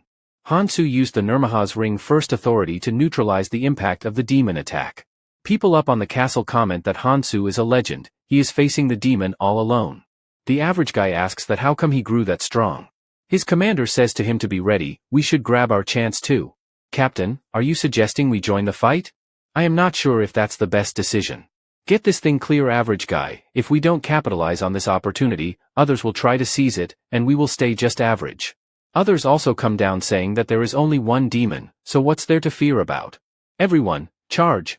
Jimin says that she doesn't like what's going on here, but shall we join in this too? His clan leader replies that it is better to wait for now. I need to see just how much Kong Hansu is capable of. Hansu recovers from the previous attack, and people come rushing forward to him. Now, there are people to the left and right of him. How shameless these people are. This demon might use his race skill soon. I can't afford to be distracted by these idiots. Demons have race skills that vary widely among individuals, thus making them unpredictable. Seeing how he hasn't used it so far, could it be that he is a creature that uses area of effect attacks? The demon began charging up for his next attack. Stand back, everyone. That demon is not someone you can handle. If you want to live, get behind me. The glasses guy says that he has a bad feeling about this. Should we retreat and watch the fight for now? Another person says that what are you talking about? We need to stay close so we can at least land the finishing blow. The monster uses his race skill, Inferno Hell. He lets out a huge amount of fiery flames. An overconfident person says that this is a joke for me. I can handle those little flames with the new artifact I got. If I just land the final blow, the reward will be mine. But when the flames come close to him, his dreams slip away from his eyes, and he starts burning alive, while screaming for help. Everybody starts running, even the people behind Hansu are running as well. Hansu stands there, ready to take the flames head on. So this monster used hellfire, huh? Let's try putting the ring's power to full use, shall we? He uses the ring power, authority destruction to nullify the flames. People in the back are going crazy. They are amazed by Hansu's ability to destroy flames just with his sword. His sword attack leaves a deep cut on the ground. After a long time, Hansu feels a bit of fear to face this demon. This is no easy opponent. But right here and now, there is only one person who can fight this demon with the power of Inferno Hell's triple chains, which is me and no one else. This is going to be a wild match between this demon and me. Another clan head also sees the battle unfolding from far away. Is that guy really just a traveler like the rest of us? We definitely started together, but how is there such a huge gap between us and Kong Hansu? The average guy's captain says they need to come up with a plan to steal the kill. But by looking at their standard, he is no match to even go out there. Jimin and his captain are also curious to see Hansu's muscles. They think that, if this keeps going on, then they will lose all the advantages they have. Hansu has out DPS'd the demon and is about to finish him off. He has now finally killed the monster with two of his weapons impaled on the monster's back. It took him a lot of effort to take it down. He throws away his needle-like weapon as it has become useless now. Hansu is happy that he finally reached the desired number. He can now get the item he wanted. The top-tier artifacts that are sold in the crystal shop are mostly clan exclusive and have excellent effects. If the crystal falls into the clan hands, then there is sure to be competition. So I have to put a stop to it while it is still in early development. But there is also the biggest goal that's right here. He purchased something from the shop and 60 crystals were deducted for the same. I can wield most weapons, but it's best to stick with what I am familiar with. Hansu purchased a new weapon, Decrato's Judgment, and he looks dashing in this new weapon. This will make battles easier for a while now. He starts swinging his weapon. Well then, let's test it right away, shall we? The monster began spawning out of the ground, and they are the perfect candidate for Hansu. There are about 10 days left until the end of the defense battle, so let's go full out here. After Hansu has dealt with the demon and waves of monsters, everyone goes back to their daily life. They start preparing for the next wave. A person shouts for his clan member to gather here, and switch out with the other members. Jimin is standing in the back, thinking about something. A person comes in and says that if you are waiting for him, then you are not getting anything today either. What do you mean? The average guy says that waiting here is pointless because I have been waiting in vain every time too. Who are waiting for? Besides Kong Hansu, who else is there to wait for? You are also following orders from the monarch, aren't you? Since it's just us, let's talk openly. You know the clan alliance has been shaky recently, and you must know the reason too, right? Oh. And why are you telling me this? Isn't it obvious? The proposal from our side, the average guy halts his conversation suddenly and looks back. Jimin asks him what's wrong. Just now, it felt like someone was watching us. Was it my imagination? I don't know. Somewhere in a room, the clan head says that it has been quite a while since Hansu has started monopolizing the demons, but he hasn't taken any unusual actions, right? Judging by how we haven't gotten any reports. So, I have had clan members keeping a constant watch on him. A clan member reports that besides defending, demon hunting, and briefly visiting the underground dungeon, Hansu hardly rests. And thanks to that, defending has become easier, but there is another problem. Those who haven't joined the clan yet, keep picking fights with the clan members. The head says, just as I expected. Given that someone like him is holding out as a non-clan member, it's only natural for such troublemakers to appear. Even the clan alliance only follows Kong Hansu's words. That's why I have prepared something. If the authority wavers, we can't control them properly, can we? It's something that must not happen for the sake of future plans. He calls a bunch of people in the room. Just in time, everyone's here, good. Let's discuss the future of the clan alliance, shall we? He then shows his clan symbol and says that he is curious to see that who will make the first move to escape this place in the remaining time. The time has come for this mission to end. The demon fairy announces that things will get interesting now. For those of you who have survived the longest, we have prepared an event. The ground shakes violently and people complain that this is not the time for monster waves to summon. As for these dead skeletons, some strange phenomena began occurring in them. The corpses began melting away, and they get sucked inside the fortress. The masses combine to form a huge bulk of an entity, and out of that, a woman crystallizes. A devil woman with barely hidden melons is formed. This is the hidden quest of Central Island. She is the Demon King. With 4 eyes and a menacing smile, she laughs at the stupid humans. Around her more of the corpses began forming. The demon fairy says that if I had been a loser like you then I wouldn't go near the fortress walls, only death and doom await there. So you trash have 2 choices. First, you stay here and withstand the incoming attack of the undead, or use the crystal to escape. Let me remind you that these undead will be different from the previous ones, so think carefully. If you are unwilling to do that then you can choose to face the Demon King summoned inside the fortress. A person says, Demon King? Another woman complains that this bastard fairy never mentioned something like this before. You know I am such a kind-hearted fairy. I didn't want to bring out the Demon King since there's a high chance that you would all die then, but the rest is up to you. The demon fairy further says that the crystal will activate 30 minutes after the undead attack begins, and it can only transport 500 people. So half of you will be left behind, you know. But if you defeat the Demon King, then everyone can leave. As special as this event is, I will patiently wait for your answer, saying this a timer of 10 minutes starts. Glasses Guy complains that their goal was to survive 1 month, but this is too much. A person claps his hand to draw attention. Everyone, we will hang in there for 30 minutes and escape using the crystal, just hold out. So get ready, Clan Alliance will be near the crystal, and everyone else should be at the front. Hey, do you think we don't know you are just trying to get your clans to escape? Unlike Hansu, Glasses Guy is nervous about confronting him. The Smog clan head is also amazed to see a trash speak up. Listen to me, Glasses Guy, it is better to defend rather than moving recklessly. Also, we need to think of a way to save the majority. You are pathetic. This is truly a clan monarch's idea. No matter what happens to others, you just focus on keeping alive the ones you can control. Yeah, you can complain all you want, Glasses Guy, but do you have a better plan than this? Even the demons from the first day wiped out a dozen of people's asses with a single attack. So do you think we can keep our body in one piece when facing the Demon King? And what about other people? Would you prefer surviving and going to the next island? Or will you rush to your death like a moth to a flame? Glasses Guy shuts his mouth, as he doesn't have a good answer to his questions. Another clan head thinks that this is over, the atmosphere has already shifted in his favor. We are allied with the Smog clan, so we will escape safely. A bold person says that the only way for everyone to escape is by hunting the Demon King. An unexpected response takes both the clan heads aback. As for that person, who else it could be other than our boy Hansu? You know, if we hunt the Demon King, everyone here gets to live. Smog head is annoyed at this Hansu guy is interfering again. Hansu, are you confident that you will survive, huh? Who knows? But one thing is for sure, if we head to the crystal, more than 500 will die, maybe even more.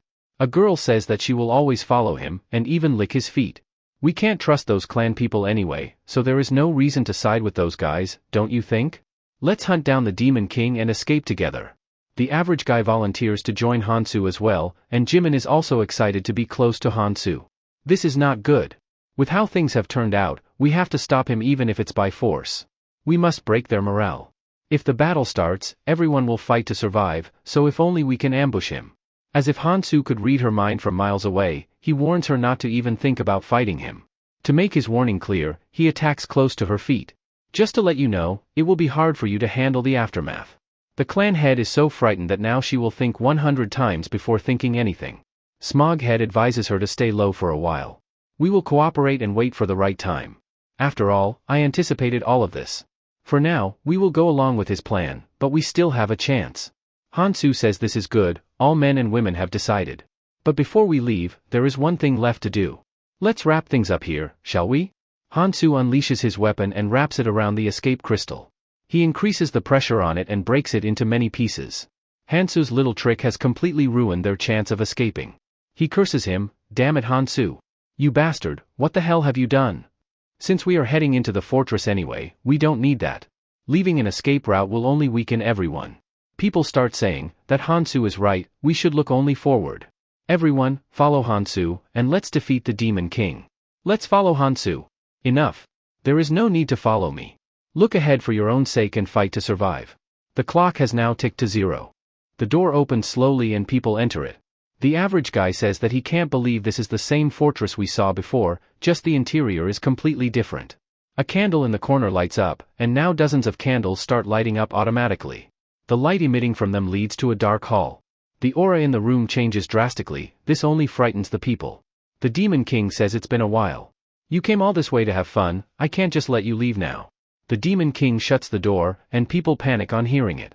The system says that the fortress has been sealed, and the cracks began occurring in the ground. The floor is collapsing and the people above hope they won't fall. A skeleton hand stretches out, and an unexpected situation frightens them.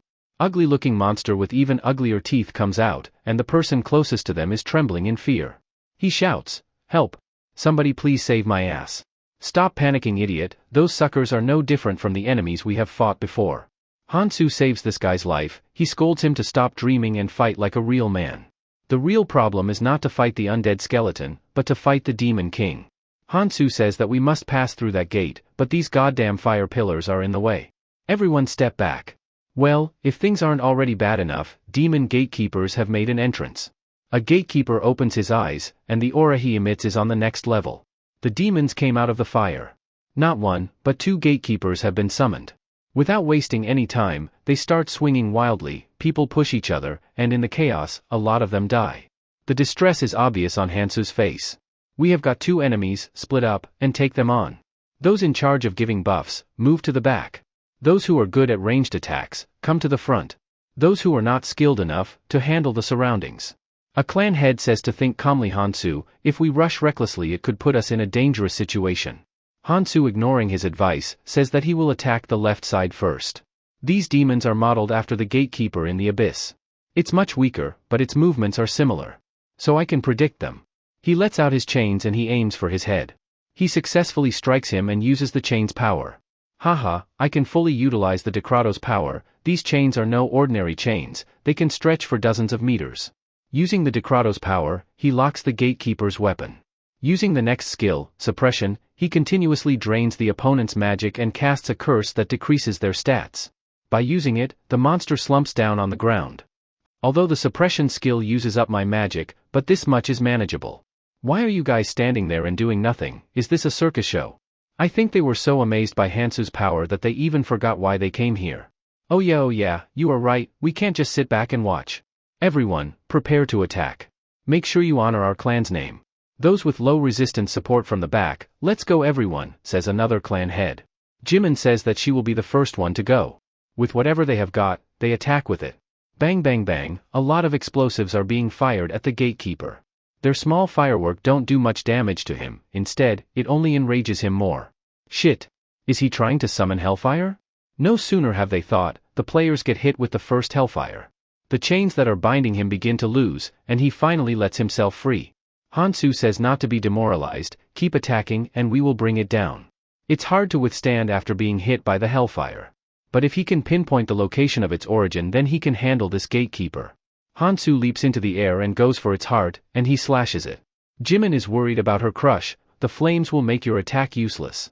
It's too late for that, he has already thrusted his hands inside his chest. I just need to get rid of this. While doing so, his skin began peeling off, and he suffers brutal injuries. I need to go for the spot where the hellfire is drawn. It is the spot of ignition stone. Hansu yanks out the ignition stone while damaging his hand along the way. He crushes the stone into pieces. A random guy asks, what just happened?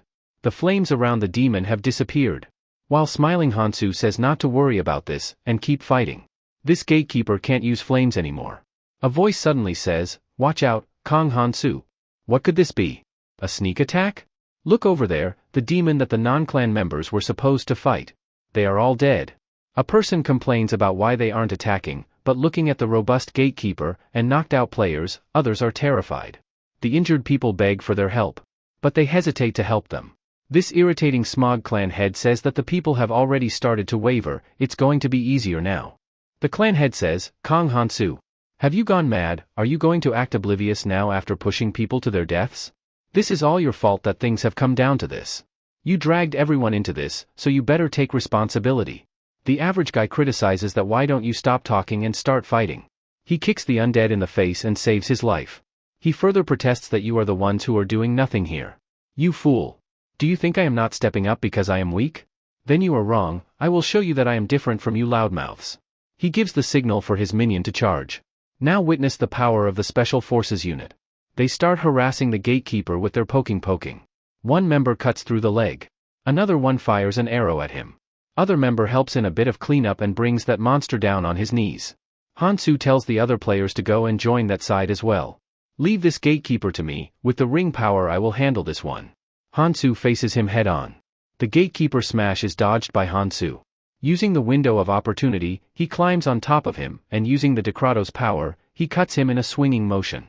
The panicked clan head says that Hansu is a beast, he is taking on monsters that would need dozens of us to fight all by himself. Hey Special Forces, what are you doing? Finish them already. Hansu supposed that even though this Smog guy wouldn't have created the Special Forces just to show off his strength, there must be an ulterior motive, but for now, I will focus on the fight. Hansu unleashes the chains, and it wraps around the demon. He strikes him with accuracy and power. Other people also charge at the gatekeeper. But Hansu has already finished him with ease. Jimin has gone wild with excitement, in her mind she imagines fighting along with him. Hansu has now gotten more used to dealing with the gatekeeper. He wraps his chain around the neck and kills him with one swift swing. Hansu has killed another one, and he looks at the Smog guy as if he is next on the line to be killed. The Smog guy also looks at him as if he is a lifelong nemesis. After a long battle, everyone rests up and regroups in the middle. Smog guy's minion gives him the crystals obtained from hunting the gatekeeper. He says to exchange the crystal shard for decent artifacts at the store right away. Another clan head says that we have grown the Special Forces with the help of Clan Alliance, so nurturing the Special Forces takes priority. But the Smog guy shows his real intention, he is going to use the crystal for his group members and not for her.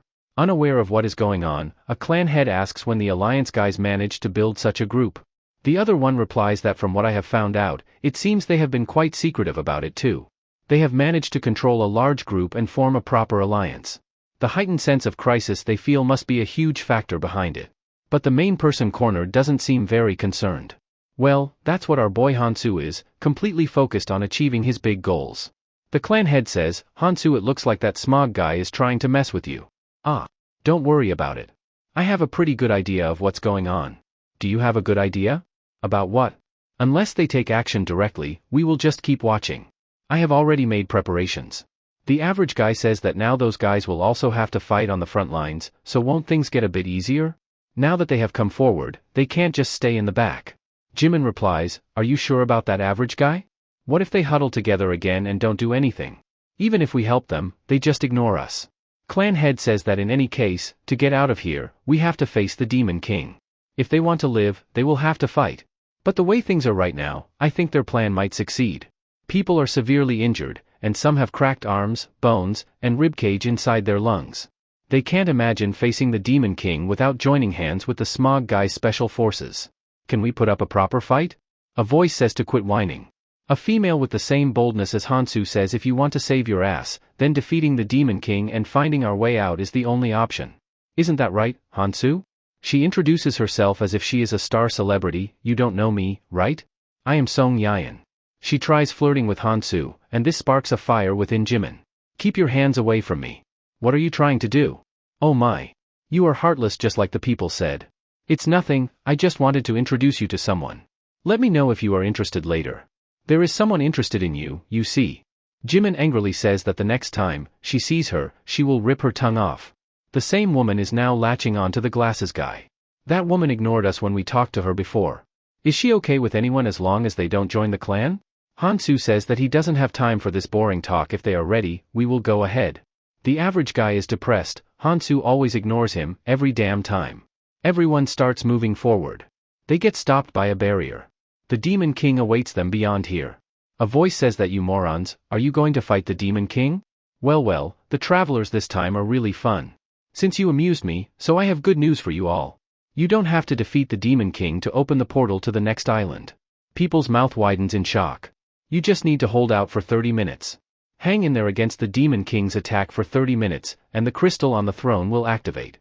Sounds simple, right? You can also buy an escape pass with crystal shards, but just to let you know that's not the official route. The Demon Fairy is telling us this just now, how obvious. The barrier behind them dissolves, and the fairy gives them best wishes to survive with a few broken ribs. The time has come, and the Demon King, who is a woman, is sitting on the throne. Just like Sung Jin-woo, she says, arise. Skeleton began forming from the giant sluggish mass of corpses. Ghost skeletons come out for the human soul. Hansu thinks that she's a downgraded version with less than half the power of the original. The soul charges at Hansu and he then uses a mini crystal to purchase an artifact. Hansu throws the newly bought dagger and hits right in the soul's forehead. He then summons even more daggers and starts tossing them at the soul creature. Hansu hits him perfectly, but the Demon Queen calls his attempt pathetic. She starts attacking Hansu and he has a tough time dealing with it. She then summons another beast which lunges toward Hansu. After evading the attack, Hansu instructs other members to kill the summoned monster while he deals with the Demon Queen. Average guy complains that there are too many of them. Smog guy also says that it will be better for them not to get involved. Jimin says that she knew that Smog guy would betray them.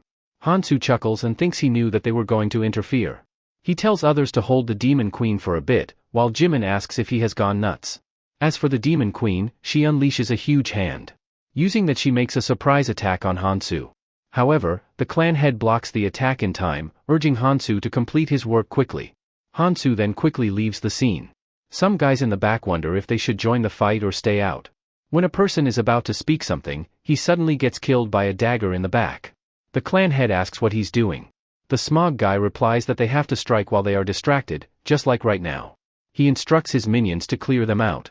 The clan head encourages her team members to fight back, but they are getting badly beaten.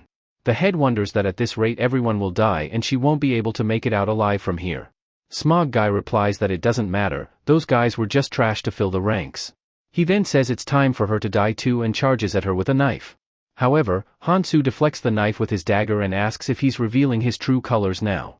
His filthy tactics haven't changed a bit. Smog guy asks why he's hanging back here when he should be dealing with the Demon Queen. However, it's too late for him to interfere now and Smog's man surrounds Hansu. Hansu thinks that he's become a black monarch and must be eliminated at all costs. They only need to hold Hansu here and the Demon Queen will kill other members soon enough. Even if he has to die here, then he'll drag him as well.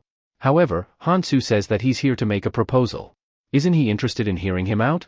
On the other hand, people are losing their morale against the Demon Queen. Average Guy wonders when Hansu will be back. As he spoke, Hansu came in clutch and chained the monster's mouth. He then uses Decrato's power to slice the monster. Clan Head asks the reason for his absence and Hansu replies he went to make some preparations. Average Guy suddenly notices Jimin flying through the air. The Demon Queen says that it's getting boring and attacks Hansu with the summoned hand. Hansu evades the attack and throws Decrato's dagger at her. The dagger chains her and this act infuriates her even more. Hansu tells others to step down and the next moment he gets hit with fiery flames. People look at the aftermath and wonder if Hansu is done for. Clan Head thinks that Hansu is strong and can't go down that easily. Jimin confirms it and says he's up there. Hansu while in the air summons more daggers and throws them at Demon Queen. The daggers chain her to the ground and Hansu deals a lethal blow to her. The attack worked as expected and it cut off her arm, but this enrages her even more. She says she likes this very much. She grows a mutated arm and Hansu thinks he can't drag this out anymore. He consumes the stored runes and thinks this much firepower could settle this. Demon Queen shoots multiple projectiles from her hands and Hansu blocks them with the chains. She then grows a tall arm from her back and attacks Hansu with it. As planned earlier, Average Guy tosses Hansu a long sword and the attack slumps down on Hansu. Everyone looks for the moment of the truth and Hansu emerges out while attacking her arm. He then uses the mutated arm to close in the distance and attacks her neck with the sword. She spills out blood on impact and curses Hansu. The people wonder if it's over since she isn't moving. But the crystal hasn't been activated yet. Hansu replies that this isn't over yet. The Demon Queen transforms and says it's been a while since she felt pain like this. She unleashes a tremendous energy, sending Hansu back. Since this has come down to this, she'll give her all, especially for him. Just in that split time, a clan head throws a dagger at her hand, distracting her. She gets annoyed with little insects interrupting her fight. She sends her ghost to take care of her and Jimin saves her leader. Clan Head says they bought some time for Hansu and they should retreat now. However, the Demon Queen says that no one escapes alive from here. She points her finger at Hansu and tells him to prepare for the reward that awaits him. She throws a powerful projectile at him, and just the mere shockwaves send others flying in the air. The clan head wonders if Hansu survived that. Turns out, he did. He throws another dagger at her, hitting her right in the chest. The Demon Queen becomes surprised that he has enough strength left to do that after her last attack. Hansu says that with that attack, he can rest in peace for now. She thinks that if it had been her true form, then this weak attack wouldn't have stabbed her. If she had more time and power, then they wouldn't have lasted any longer. The crystal soon activates and Windows pops up, notifying them that they have met the condition to leave. Hansu has defeated her and they can move to the next island. Suddenly, the Demon Queen burst into more flames. Hansu thinks that she should have been eliminated by now. She replies they are having fun and she can't end things like this. She'll bury them all here, even if she has to pay the price. Suddenly, the demon fairy shows up, saying she's gone too far. Using her true power in the tutorial area is a clear violation and will result in punishment. He never permitted her to do that, and because of the violation, he'd take her away. Demon Queen responds that he brought her here and now he's stopping her. She can't leave without killing them. Demon Fairy gets annoyed with her BS and kills her in front of everyone. He apologizes for causing a little commotion here and suggests them to carry on with their reward. Not many people could clear a boss level in tutorial, so they should feel delighted. Also, the person who contributed the most will get a reward. Demon Fairy hands over Hansu a gem that will boost all of his stat by 99% for one day. He's going to take care of the rest and they could travel to their desired island by thinking about it. Hansu thinks that he has achieved his goal of coming to the central island. The power he felt right now was from the abyss. He still has a long way to go. Average Guy laments that they only got one reward for so much effort. Clan Head tells Hansu not to worry as he made the most contribution, while Average Guy says that no one could snatch it away from him. Female Clan Head wonders why the Smog Guy is so silent now. She needs to head back to check on them. Jimin suggests dealing with him while Hansu says he has already been taken care of. Some Smog Guy's members have their clan tattoos disappear, which means he must have died. Jimin can't believe that he betrayed them while Hansu grins at a job well done. Hansu's guy defeated the whole Smog clan himself. A few minutes before, the Smog Guy exited the central island along with some hostage. He looks at the tower in front and thinks they are in the right place. His goal was to disrupt order and kill everyone else, but this is better. He tells his members to tie the hostages. Hansu proposed that they could take the crystal shards from him and leave this place. If they do this, then he would turn a blind eye to whatever they did earlier. The smog guy says that they need to get in touch with their leader. Suddenly, a team member gets taken out, and smog guy wonders who could it be. A person replies that he was doubtful if they would come here, but in the end, his preparations were worth it. Smog guy says there couldn't be many people and they have the advantage here. Suddenly, he finds himself and his team members sinking into the ground. The voice replies that he laid down a trap for them. He comes out with a mask and says it's quite convenient when one knows where the enemy will show up. Smog guy can't believe that all of this was a trap laid by Hansu from the start. He kills the smog guy and his people. The hostage clan head says she'll do anything if he can spare her. However, he doesn't need her help and slams her onto the ground. She doesn't have what he needs. The person thinks he eliminated everyone that came from Central Island. When he first heard it from Hansu, he couldn't believe it, but he was amazing as always. Hansu told him of a secret place, and if he goes there, he could become stronger than others. He left it up to him whether he wanted to follow it or not. The masked man is our very own headphone guy, and he says that trusting Hansu was his best choice ever. Now he needs to wait for him to arrive. The smog guy leaders say that he's dead. She asks if they failed on the Central Island. The man believes he must have died in the Demon Queen Fortress. He expected that possibility, so it doesn't change his plan, but it looks like they have an annoying disruptor. They will be coming to this island because it offers more rewards than others. And since this place has only one route, so they'll camp here and wait for them. None of them will leave unscathed from here. Later, Hansu explains that there are hundreds of islands to climb. These islands are divided into 3 main stages, starting from the Ascension Path, then to Central Island, and ultimately reaching the 3rd stage to complete the tutorial. The final tower has the highest reward and a lot of people aim for it.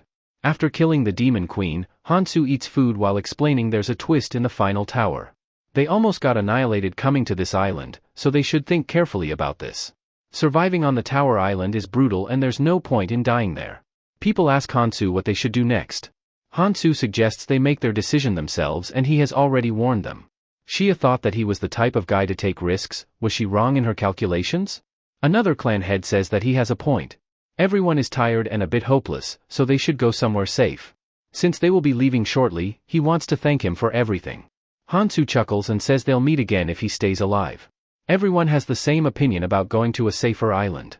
Hansu suggests they leave first since he has a few things to do. They wish Hansu a safe journey. Everyone soon leaves and Hansu stands alone. He asks why she isn't leaving. The girl replies she wants to check something first and he should head out instead. Hansu agrees and leaves, saying they'll soon meet on the next island. The girl wonders what he meant, and communicates with her leader that people will be soon entering the next island. The man camping at the spawn point tells his boys to get ready. He'll take on whoever comes out first. He rushes to the spawn point but sees his team member coming out. She evades his attack narrowly and asks if he has gone crazy or something. The man asks why she came here alone, and the girl, shocked, asks if nobody came here. The man replies that no one showed up. Is she sure that she stayed till the end to confirm? She can't believe that no one showed up. All of them fell for that guy's trick. He was speaking so loudly as if he was persuading everyone. The man gets annoyed and breaks the tree with his arm strength. He says that this guy is getting on his nerves. They couldn't kill anyone, so wasting more time here is pointless. Does she have any idea why he's doing this? She believes that he's strong and fights to protect people. He didn't kill anyone on the Central Island. The man replies that he would become a hurdle for his plans. He instructs everyone to find Hansu and get rid of him. The woman tries suggesting another plan, but he tells her not to forget their goal. They should remove any obstacle by any means necessary. The man tells her to inform everyone about Hansu's appearance and what weapon he uses. For now, they will be heading back. Later, Hansu emerges out of the portal. He knew from his past life that this guy gives up easily. Now he can carry his plan. While Hansu walks along, Headphone Guy hides behind the tree. Hansu asks how long he intends to hide there. Headphone Guy becomes happy to see him and Hansu asks if he brought the stuff he told him. He's still the same after all and shows him the ring he wanted. Hansu congratulates him on a job well done and says he'll be heading out. Hansu uses the artifact and starts transforming into a female. Headphone Guy blushes on seeing him like this. He says that no one will be able to identify him with the disguise. Hansu soon enters the first floor of the Tower Island. The people form various groups to take on the quest. Cap Guy thinks there are fewer people here and considers himself lucky to have made it till here. He looks around but couldn't find Hansu anywhere. However, he notices a girl similar to Hansu. Hansu notices him and walks towards him. She asks if he has something to say since he kept looking at her. Cap Guy asks if they met somewhere before and a person from behind asks if they would like to join their team. Hansu says that both of them will come along. They finally gather all the people and consider going in. He's glad that they were able to find members. With every floor they climb, they'll get better rewards. A shady man tells him to stop mumbling and move in. They need to defeat monsters and whoever gets in his way of rewards will be killed. They aren't here to make friends. They should better hurry up. Inside the dungeon, they start their fight with the ants. A girl gets knocked out by an ant's attack, and Cap Guy notices her in trouble. Hansu thinks that in his female form, his stats got cut by half. He still needs to assess his fighting strength. He summons a dagger and throws it at the monster, saving the kiddo. He then jabs the ant with another dagger. Normally, he could take them on barehanded, but now he needs to hit them twice. The girl thanks Hansu for saving her and is amazed by her abilities. She must have fought a lot to become so strong. There's also someone who uses chains like weapons and is super strong. Did she meet him? Hansu tells her to stop asking useless questions and focus on the hunt. Cap Guy says that a little talk won't hurt them much. The girl still talks about the person, Hansu, and how he defeated the demon queen there.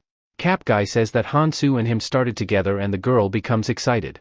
She has heard many rumors among the travelers about how strong he is and asks if he knows where he is. Cap Guy replies he's unsure, but he was always busy doing something. Deep down he thinks that the girl is similar to Hansu. At first, he thought Hansu was all talk, but if it hadn't been for him, many of them would have died.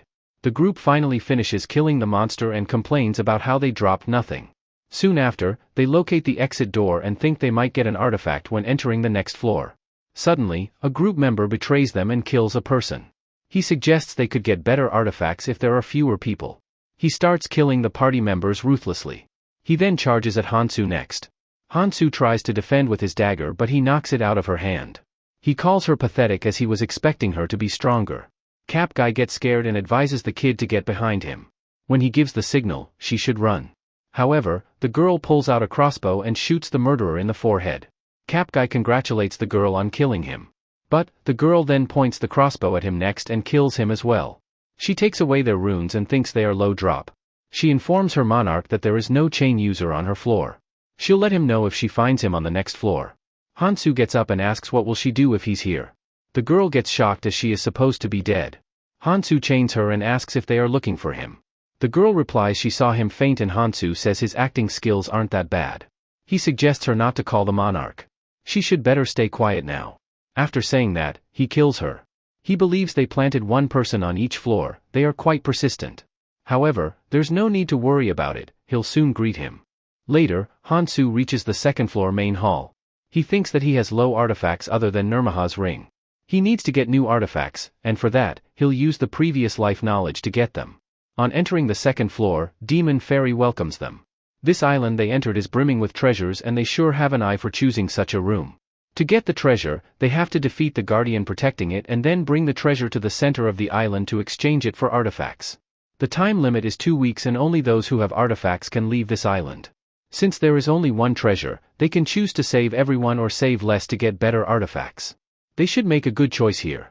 There are a total of 128 guardians and they'll be marked up on the map.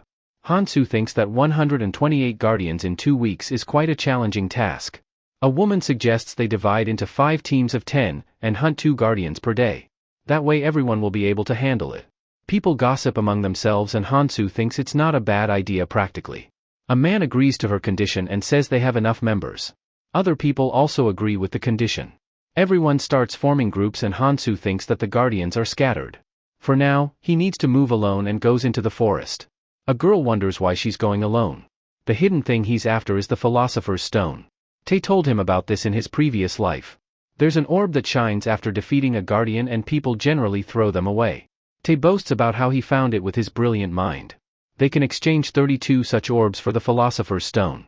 Keldian says that Tae was just too greedy to leave the orbs alone. Hansu thinks no matter what he has to get them. To get them, he'll move alone. A stone golem summons and people overhear it. Soon enough, they defeat the guardian and the girl says they are doing good. Suddenly, a monster surprise attacks her and she evades it. She kicks him and her team member finishes it with an arrow. They talk about how someone already defeated 2 guardians, and the girl suspects that someone alone did it. Another guardian disappears from the map and she suggests moving on to the next closest one. Suddenly, she senses a group coming towards them. The group leader suggests not to hunt guardians. There are some strong players and they could use this time to catch up to them. Hunting the roaming monster will give them enough XP. If people can't find guardians within 2 weeks, everyone will die here. The girl thinks people are acting in self-interest. Suddenly, Hansu shows up and says they need an order in times like these. The girl notices her and has weird feelings about her. The man aims his bow at her, demanding an answer for sneaking on them. Hansu replies he's here to make a proposal. He doesn't want to talk to him, but to the girl behind, who's the real clan monarch. The girl wonders how she identified her, even though it's hard for others. She appears to have the same intuition as her, or rather it feels like there's something more sinister within her. Hansu tells her not to be so tense, he's here to make a proposal. The girl tells his team member to lower his bow and he obliges. The girl asks if she's strong enough to handle it on her own, then why is she making a proposal to them? Hansu replies that everyone has their reason. He needs someone to fight for him at the front. The girl replies they can't handle 40 people on their own. Hansu replies they only have to deal with 10 people at a time. They should convert the weakest group into clan members. The girl gets depressed, managing this many members is already a hassle and she wants her to bring in more people. Left with no better option, she agrees to her condition. Hansu tells them to do their best as he'll be watching them. After they have left, Hansu chuckles and thinks he has already killed the guardian and obtained the treasure. It's time for him to prepare for the next step. Soon enough, the monarch started subduing people. Her team member replies that they are refusing to become a clan member and she suggests binding them. The captured girl replies that this isn't fair. The monarch also says she doesn't want to do it but is forced to do it. She considers handling a big group a hassle. Suddenly, Demon Fairy congratulates them on finding the treasure. The girl wonders who found it as everyone is present there. Her team member finds the crystal near the ground and he brings it to her. She exchanges it with the Demon Fairy and he confirms that it's real. However, it seems like they aren't the ones who directly retrieved it. Nonetheless, she can have the reward for bringing it. Since she's the clan leader, she gets to pick the number.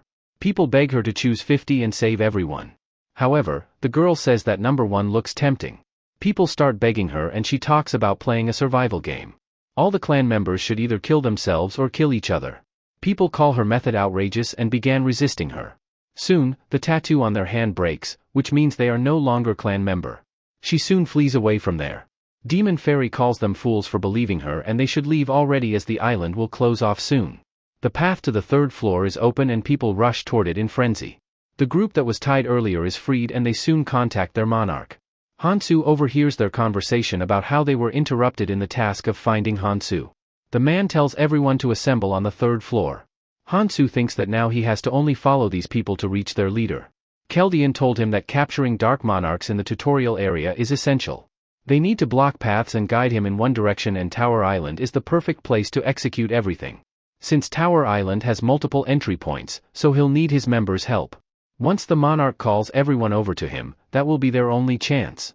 The 3rd floor is similar to the next red zone and has monsters that are on a different level, so they need to lure him. If he senses someone is after him, he'll hide. Strike when he feels safe, those were some wise words by Tae. Although, he's strong but not as strong as him, so he can be defeated.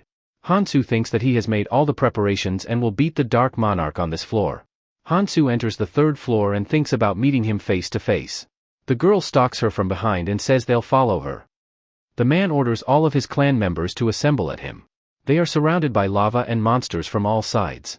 This is a place where monsters appear endlessly, and this is just a taste of the otherworld. A monster attacks the leader and holds his sword with his claws. The monarch has a hard time holding him off and manages to push the monster back. He encourages his men to follow him if they want to survive. He can't back down here. His clan is the strongest entering this floor, they manage to do it by eliminating all the people. They soon move forward and wonder why there are fewer monsters here. He looks up and sees a crystal shard holding a person inside it. Demon Fairy comes out and says this could be a beautiful tourist spot. He should take a closer look, he might recognize some familiar faces. If he passed someone through the tutorial zone, he can encounter them here. All he needs to do is just look inside the cross. When the man looks inside, he sees his daughter, Sojong, in it. If only had he gained the monarch trait faster, then he would have saved her. His daughter was badly injured by a monster. However, his leader told him to protect him instead and he couldn't do anything because he was bound by a spell. As a result, his daughter died. The leader tells them to run while they have the chance. However, he gets annoyed with him and kills him instead. If a trash like him could become a monarch, then he'll become too. Soon enough, he gained the monarch trait. He mourns her death and vows to find and protect his only son. He thought he wouldn't be able to see her. He asks the demon fairy about how he could revive her. Fairy says that she's just a copy of when she arrived here. Even though she's a copy, she shares the same memory and would still mean something to him. All he needs to do is just shove one person alive in it. The man thinks if he could toss the weakest clan member in, then he could have his daughter back. Fairy reads his mind and says tossing in clan members won't work. It'll be too easy and won't be fun. As of the time he speaks, 4 people have entered this floor. The man curses his fate even after coming all the way here. He just got this chance to see his daughter again. A scout reports that a person is climbing here and taking down our guys. Monarch becomes happy and tells them to capture him alive. The person is the female Hansu. The monarch soon arrives with its members. Hansu thinks he's the crazy dark monarch who needs to be eliminated. In his past life, he committed a lot of crimes. After losing his daughter, he goes crazy in search of his son and gets consumed by the abyss power. As a result, he commits a massacre. On seeing Hansu transform, the girl says it's the chain user. Monarch becomes happy, now he would be able to kill 2 birds with 1 stone. He's the perfect candidate to be tossed in there. After saying that, they both start their sparring session. Suddenly, a monster comes out and interrupts their fight. The monarch says they'll have to retreat if this beast goes on a rampage. He instructs Yayan to go around the cliff and keep an eye on him. However, Hansu says there won't be a need for that. He wraps his chains around the monster and slashes him. The distraction is gone now and they could continue their duel. Hansu takes the initiative and charges at him. Monarch feels his power and instructs his clan members to attack him. However, they are no match for Hansu as he easily dispatches them. He heard the rumors that he didn't kill people. Does this mean it was a lie? Hansu then aims his chain at Yayan and she can feel his overwhelming power. She didn't see him fight with any skills and believes he must not have many. Monarch trusts her and tells his members to overwhelm him with numbers. Members with charging skills move forward and block his movement. Hansu leaps over them and Yayan says that won't work for him. She has Hansu lined up for her attack. Hansu summons a dagger and blocks her attack. Her skill makes an impact on Hansu's hand and believes he'll take damage when facing her head-on. Other member rushes at him, but he easily kills them. He uses their runes to boost his strength. The members become flustered on seeing the monster coughing out runes, and the monarch instructs them to finish him quickly. The lady activates her spell and binds Hansu's legs with it. Yayan jumps towards him but Hansu blocks her attack with chains. He kills more members coming at him and the monarch uses his authority to send more men. Hansu thinks he's making them fight despite their conditions. He's trying to wear him out before he takes them on. He can't drag this any longer. The woman activates her spell below Hansu. However, Hansu deactivates her spell by striking the ground at the right moment. He quickly dashes forward and tries to deal with the spellcaster first. However, the woman says he has fallen into her trap. She traps Hansu and says she had already prepared in case he was to charge at her. Monarch says that he's just one man and will soon die for barging at them recklessly. He attacks Hansu with his sword and makes a deep cut onto him. The man claims that he has won. With this, he'll be able to revive her daughter. He can achieve his first goal now. Hansu places his hand on the sword and asks if he's done talking. He doesn't seem to realize that he's the one who walked into his trap. Nobody else is here to defend him. Let's see if he can escape him from this distance. Monarch deflects Hansu's attack with his small knife. Did he really think that he only uses one weapon? He won't be caught in his tricks anymore. Hansu says that he has the wrong idea. He never said that he only uses one weapon. He throws his dagger at him, hitting him in the stomach. Hansu slowly gets up while the man coughs blood on the ground. He never expected him to use his body as a bait. He tells his members to kill Hansu while he's wounded. Hansu tells him to lie there and see his subordinate die like he always does. He finally defeats everyone and grabs Yayan by her shirt. Monarch can't understand why he's doing this. He has never done anything to him, so why is he getting in his way? He asked them the same thing when they tried to kill him in the past life. He killed hundreds of people, including his clan members, so he deserves to die. He says people will die here someday, but why did his daughter and son have to die first? They never committed anything wrong. It's all because of the disgusting monarchs and cursed worlds. He tells Hansu to look around him. He is a murderer himself. Hansu says he too has a limited time here. He reveals to him that there's a limit to becoming strong just by hunting. People like him are his stepping stone. In his past life, Keldian suggested the possibility of becoming so strong by killing everyone in the tutorial zone, that they could become powerful enough to break out of the abyss. However, Iris found the idea discomforting. Tae tells her not to worry, as he'll handle such matters for her himself. He'll kill anyone who gets in the way and take their treasure. He'll be a hero and ladies' man. Aries punches Tae and says they need to avoid killing everyone to become stronger. Tae still talks about how he's the perfect candidate for this and gets punished immediately. Keldian told him that clearing hidden dungeons is a must, but one can't reach that level by normal hunting. Getting rid of some people who will cause trouble in the future is the only way. Hansu agrees to that rule. He further tells him to get rid of whoever poses a threat to their objective. Hansu tells the monarch that he trampled over everyone and also tried to kill him. Isn't that enough of a reason to kill him? Monarch requests him to save his son, but Hansu says he doesn't have time for that. If his plan goes well, then everyone including his son will be saved. After saying that, he kills him. Before Hansu had left to take on the monarch, he instructed the girl to take care of anyone who showed up. She complains about doing this for hours. She wanted to follow her quietly but got caught. Suddenly, Hansu shows up in his female form and asks if they are doing their job properly. Seeing her, she quickly changes her mood and shows her all the people they caught. Hansu thinks he had wrapped things here and she wouldn't get anything here. He congratulates them on good work and they can leave now. They become dumbfounded on hearing it. She talks about exploring and finding out more about what she did. They come to the crystal shard and Demon Fairy greets them on coming here. Hansu takes off the artifact and thinks that appearance is pointless now. A lot of people soon enter the 4th floor. This is where the preparations are done to enter the red zone. Reaching the red zone requires one to make boats. The materials are collected by hunting beasts and monsters nearby. However, it isn't as easy as it sounds. The rank of their boat will depend on the material they collect. If they make a boat, they can leave with whomever they want. A big boat is better than a small one. A list of the basic materials and key materials will be provided, so they can prepare to enter the new world. A man says there is forest everywhere. They need to make a boat for their clan. Others also join him in the quest of making one. Soon, Headphone Guy shows up and says he's later than he anticipated. They came here early and have already collected the resources. Did he finish what he had to do? Hansu agrees and further asks if he remembers what he told him on the 1st floor. Headphone Guy agrees and asks if isn't he going to use his female form. Hansu says there's no need. Hansu asks if isn't he going to get the resources for making the large boat. He replies that Mihi and the clan are taking care of it. He joined her on the 1st floor and she has changed a lot. Hansu tosses him his snake and says he doesn't need him anymore. He can find some use for it and he'll be going since he's busy. They won't have many opportunities to talk like this and things will get more difficult past the red zone. Headphone Guy thanks Hansu for making him stronger. He'll see him above. Hansu leaves with a smile. A girl comes out of the portal while Headphone Guy is leaving. They talk about wasting too much time at the cross. The monarch that Hansu killed recently comes out of the portal. The girl had revived her from the cross and asked if didn't he remember anything. He replies he just remembers being on a stroll along with his daughter. She was hoping that someone strong would lead the way and not like this. They start moving forward while Headphone Guy looks at them from around the corner. Hansu walks through the forest, thinking that monsters are usually found in the center of the zone. Inside the tower, each floor has a completely different environment. Although they look real, in reality, they are all artificial. Hansu reaches the current floor end and places his hand on it. They are told that the tower ends on the 4th floor, but there's actually a hidden 5th floor where a hidden piece is located. Hansu prepares his dagger and starts attacking the wall. Hansu finally manages to cut through the wall and enters outside the 4th floor.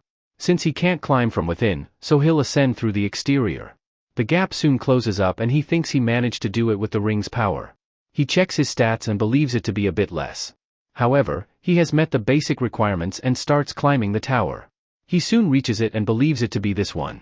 A system pops up announcing that he has reached the 5th floor. He then jams all his weapons in the ground and pulls out his trusty dagger. He doesn't know what this floor holds, but he has to win this. The golden energy began changing its form according to the intruder's fear. The orb takes up the form of the dragon that annihilated Hansu in his previous life. Most of their squad was wiped out by the dragon. Keldian says that all of humanity is stalling for them. Tae says they couldn't hold the ground anymore and must move. Hansu reached there late and found his dead comrades. He asks the girl about why she tried to protect him. However, the girl simply replies that she's glad he's safe. He can't stop here and she soon dies in his hands. Hansu clutched her in his hand and cried in despair. In the present, he thinks that they finally met again. The hidden dungeon is notorious for creating the strongest enemy from one's mind. Even though it's a weakened version, he has to give his all. He pulls out the artifacts and thinks these will be the key to winning here. Even though the Philosopher's Stone isn't perfect, he'll have to do with it. A red aura emits from Hansu as his rune's number enter in red. He then consumes the artifact he got from killing the Demon Queen. When it's consumed, it will boost all the stat to 99.99% for 1 day. Hansu gains an overwhelming power after combining the artifacts. Now, he's ready to take him on. Hansu begins his battle and uses Nirmaha's ring first authority, destruction. He attacks the dragon with it, but his sword shatters in an instant. He managed to cut off one scale and believes his attacks aren't deep enough. The dragon then starts charging an orb in his mouth, and fires at Hansu. The scene shifts to Headphone Guy defeating a monster and stepping on it. He brings out the monster slime pocket required to make a boat. Mihi asks if Hansu wouldn't be coming along with them. He replies that it would be hard for Hansu to come with them. As they are speaking, he must be getting strong and they are just walking in his shadows. Hansu sees the orb coming at him and thinks he ended in a similar spot. However, this time he can dodge it. He believes that a normal weapon won't cut him and summons his dagger. Decrato's judgment and justice are one pair and reveal their power when used together. Hansu's weapon transforms with spikes forming on it. He uses the Nirmaha ring's second authority to bind the dragon. He starts squeezing the dragon, managing to destroy its armored scales. Hansu thinks that the enhanced version of Decrato's comes at a cost of durability. He thinks he can't let go of this opportunity. Even if he loses his weapon, he can't decrease the attack power. Hansu was holding the dragon well enough, but then suddenly he gets whacked by its tail. However, Hansu gets back up and strikes all his weapons with his chains. He uses them to throw it at the dragon. However, the dragon cuts all of them. Hansu tightens the grip once again and the monster screams in pain. He then charges at the dragon with all his might. Headphone Guy says that Hansu would be busy somewhere and suggests to Mihi that they move now. There are also some people they are going to bring on their boat. Mihi asks if he knows them and he somewhat agrees to it. He believes they could be useful. Later, a poor boy is running through the forest, thinking that this place is shrinking fast. He reaches the main floor and sees his members leave without them. He tells them to stop but they strike spears at him. The guys make fun of him for being a loser and good at dodging attacks. The boy retorts, saying he helped them bring materials, and the man thanks them for the materials. He rushes back to the forest, planning to make another boat. While running through the forest, he thinks he shouldn't have trusted them. He has to slay something fast. There should be slime pockets somewhere. Suddenly, a hand crawls out from off the bounds, and the boy is shocked to see it. Hansu breaks through the wall and enters the 4th floor in injured condition.